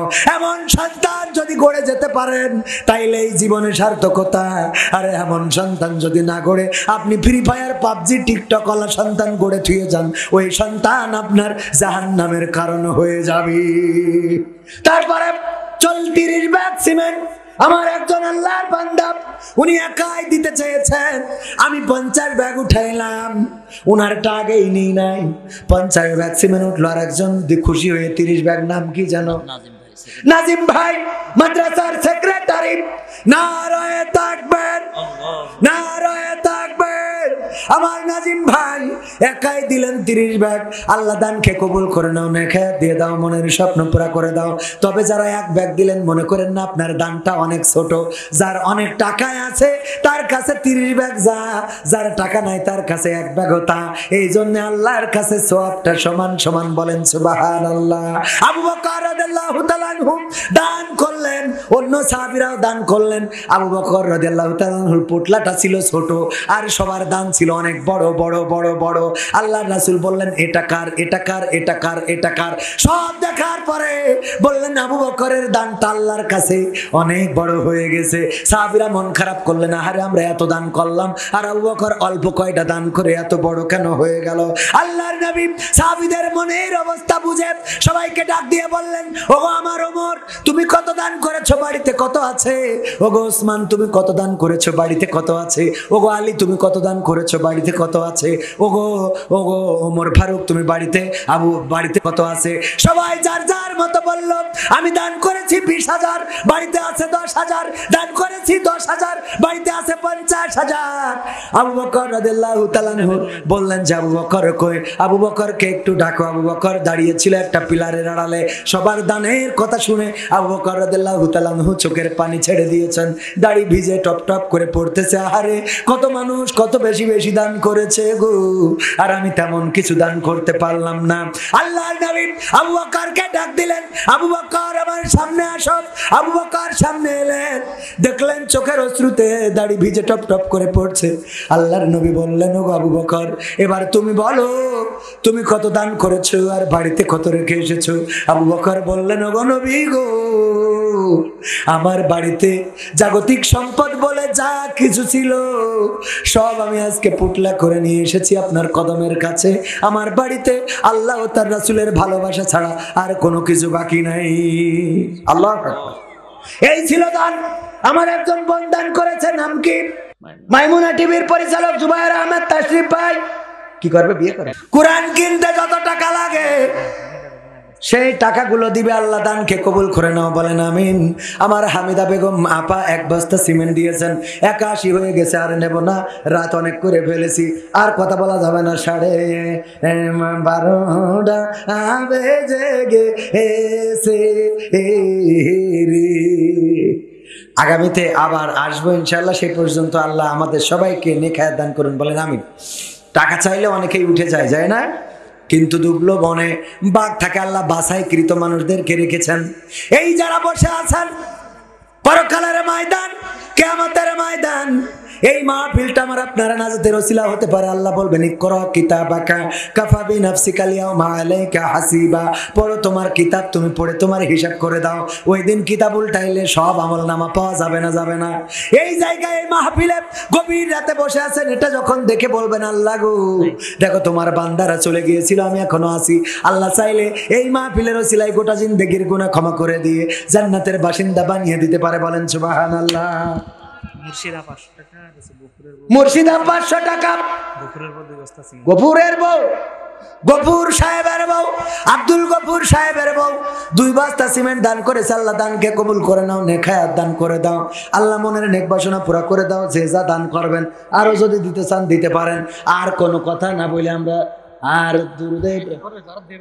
যারা দেবে তারা এনে লিখে দেন, কোনো অসুবিধা নেই। কোরআন কেনার জন্য একজন ও হয়ে গেছে তাশরিফ ভাই, তাশরিফ ভাই কোরআন কিনে দেবেন যতখানা লাগে ছাত্রদের জন্য। আল্লাহ দানকে কবুল করি নাও। সিমেন্ট হয়েছে, ইট হয়েছে, আর খালি বাকি রয়েছে বালু। তো বালু ওই রাস্তায় যখন ঢেলে থুয়ে যাবে ভরে নিয়ে চলে আসবে।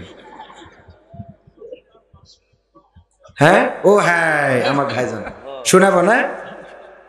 বিদায় দিলাম যাও রে চলে সেই না দূরের দেশে, ফেরেশতারা করবে বরণ তোমায় ভালোবেসে।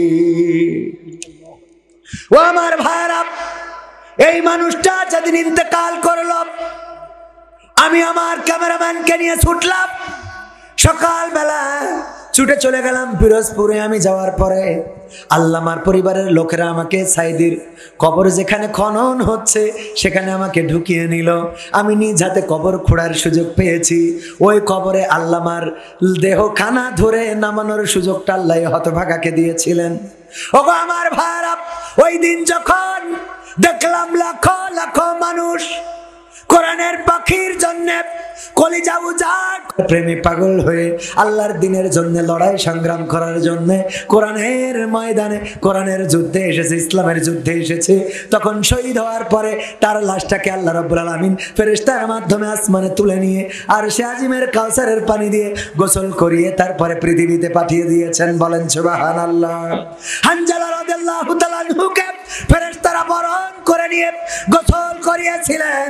এখনকার জামানায় যারা আল্লাহর কোরআনের পাখিদেরকে চেনে না, যারা কোরআনের খাদেমদেরকে চেনে না, যারা আল্লাহওয়ালা ব্যক্তিদেরকে চেনে না, তাদের বরণ করার জন্য আল্লাহর ফেরেশতারাই যথেষ্ট। বলেন সুবহানাল্লাহ। আরেকজন ছোট মানুষ জিয়াদ ভাই, উনার সন্তান, ছোট সন্তানের মাধ্যমে 1000 টাকার একটা নোট দাবি জানিয়েছিলাম, উনি সেই দাবিটা পূরণ করলেন। 1000 টাকার নোট দিয়ে উনি উনার দাবিটা পূরণ করে দিয়েছেন। আল্লাহ কবুল করে নেন, বলেন আমিন। আমার সভাপতি সাহেব 1 মিনিট কথা বলবে, তারপর আমরা মুনাজাত দেব, তারপরে চলে যাব ইনশাআল্লাহ।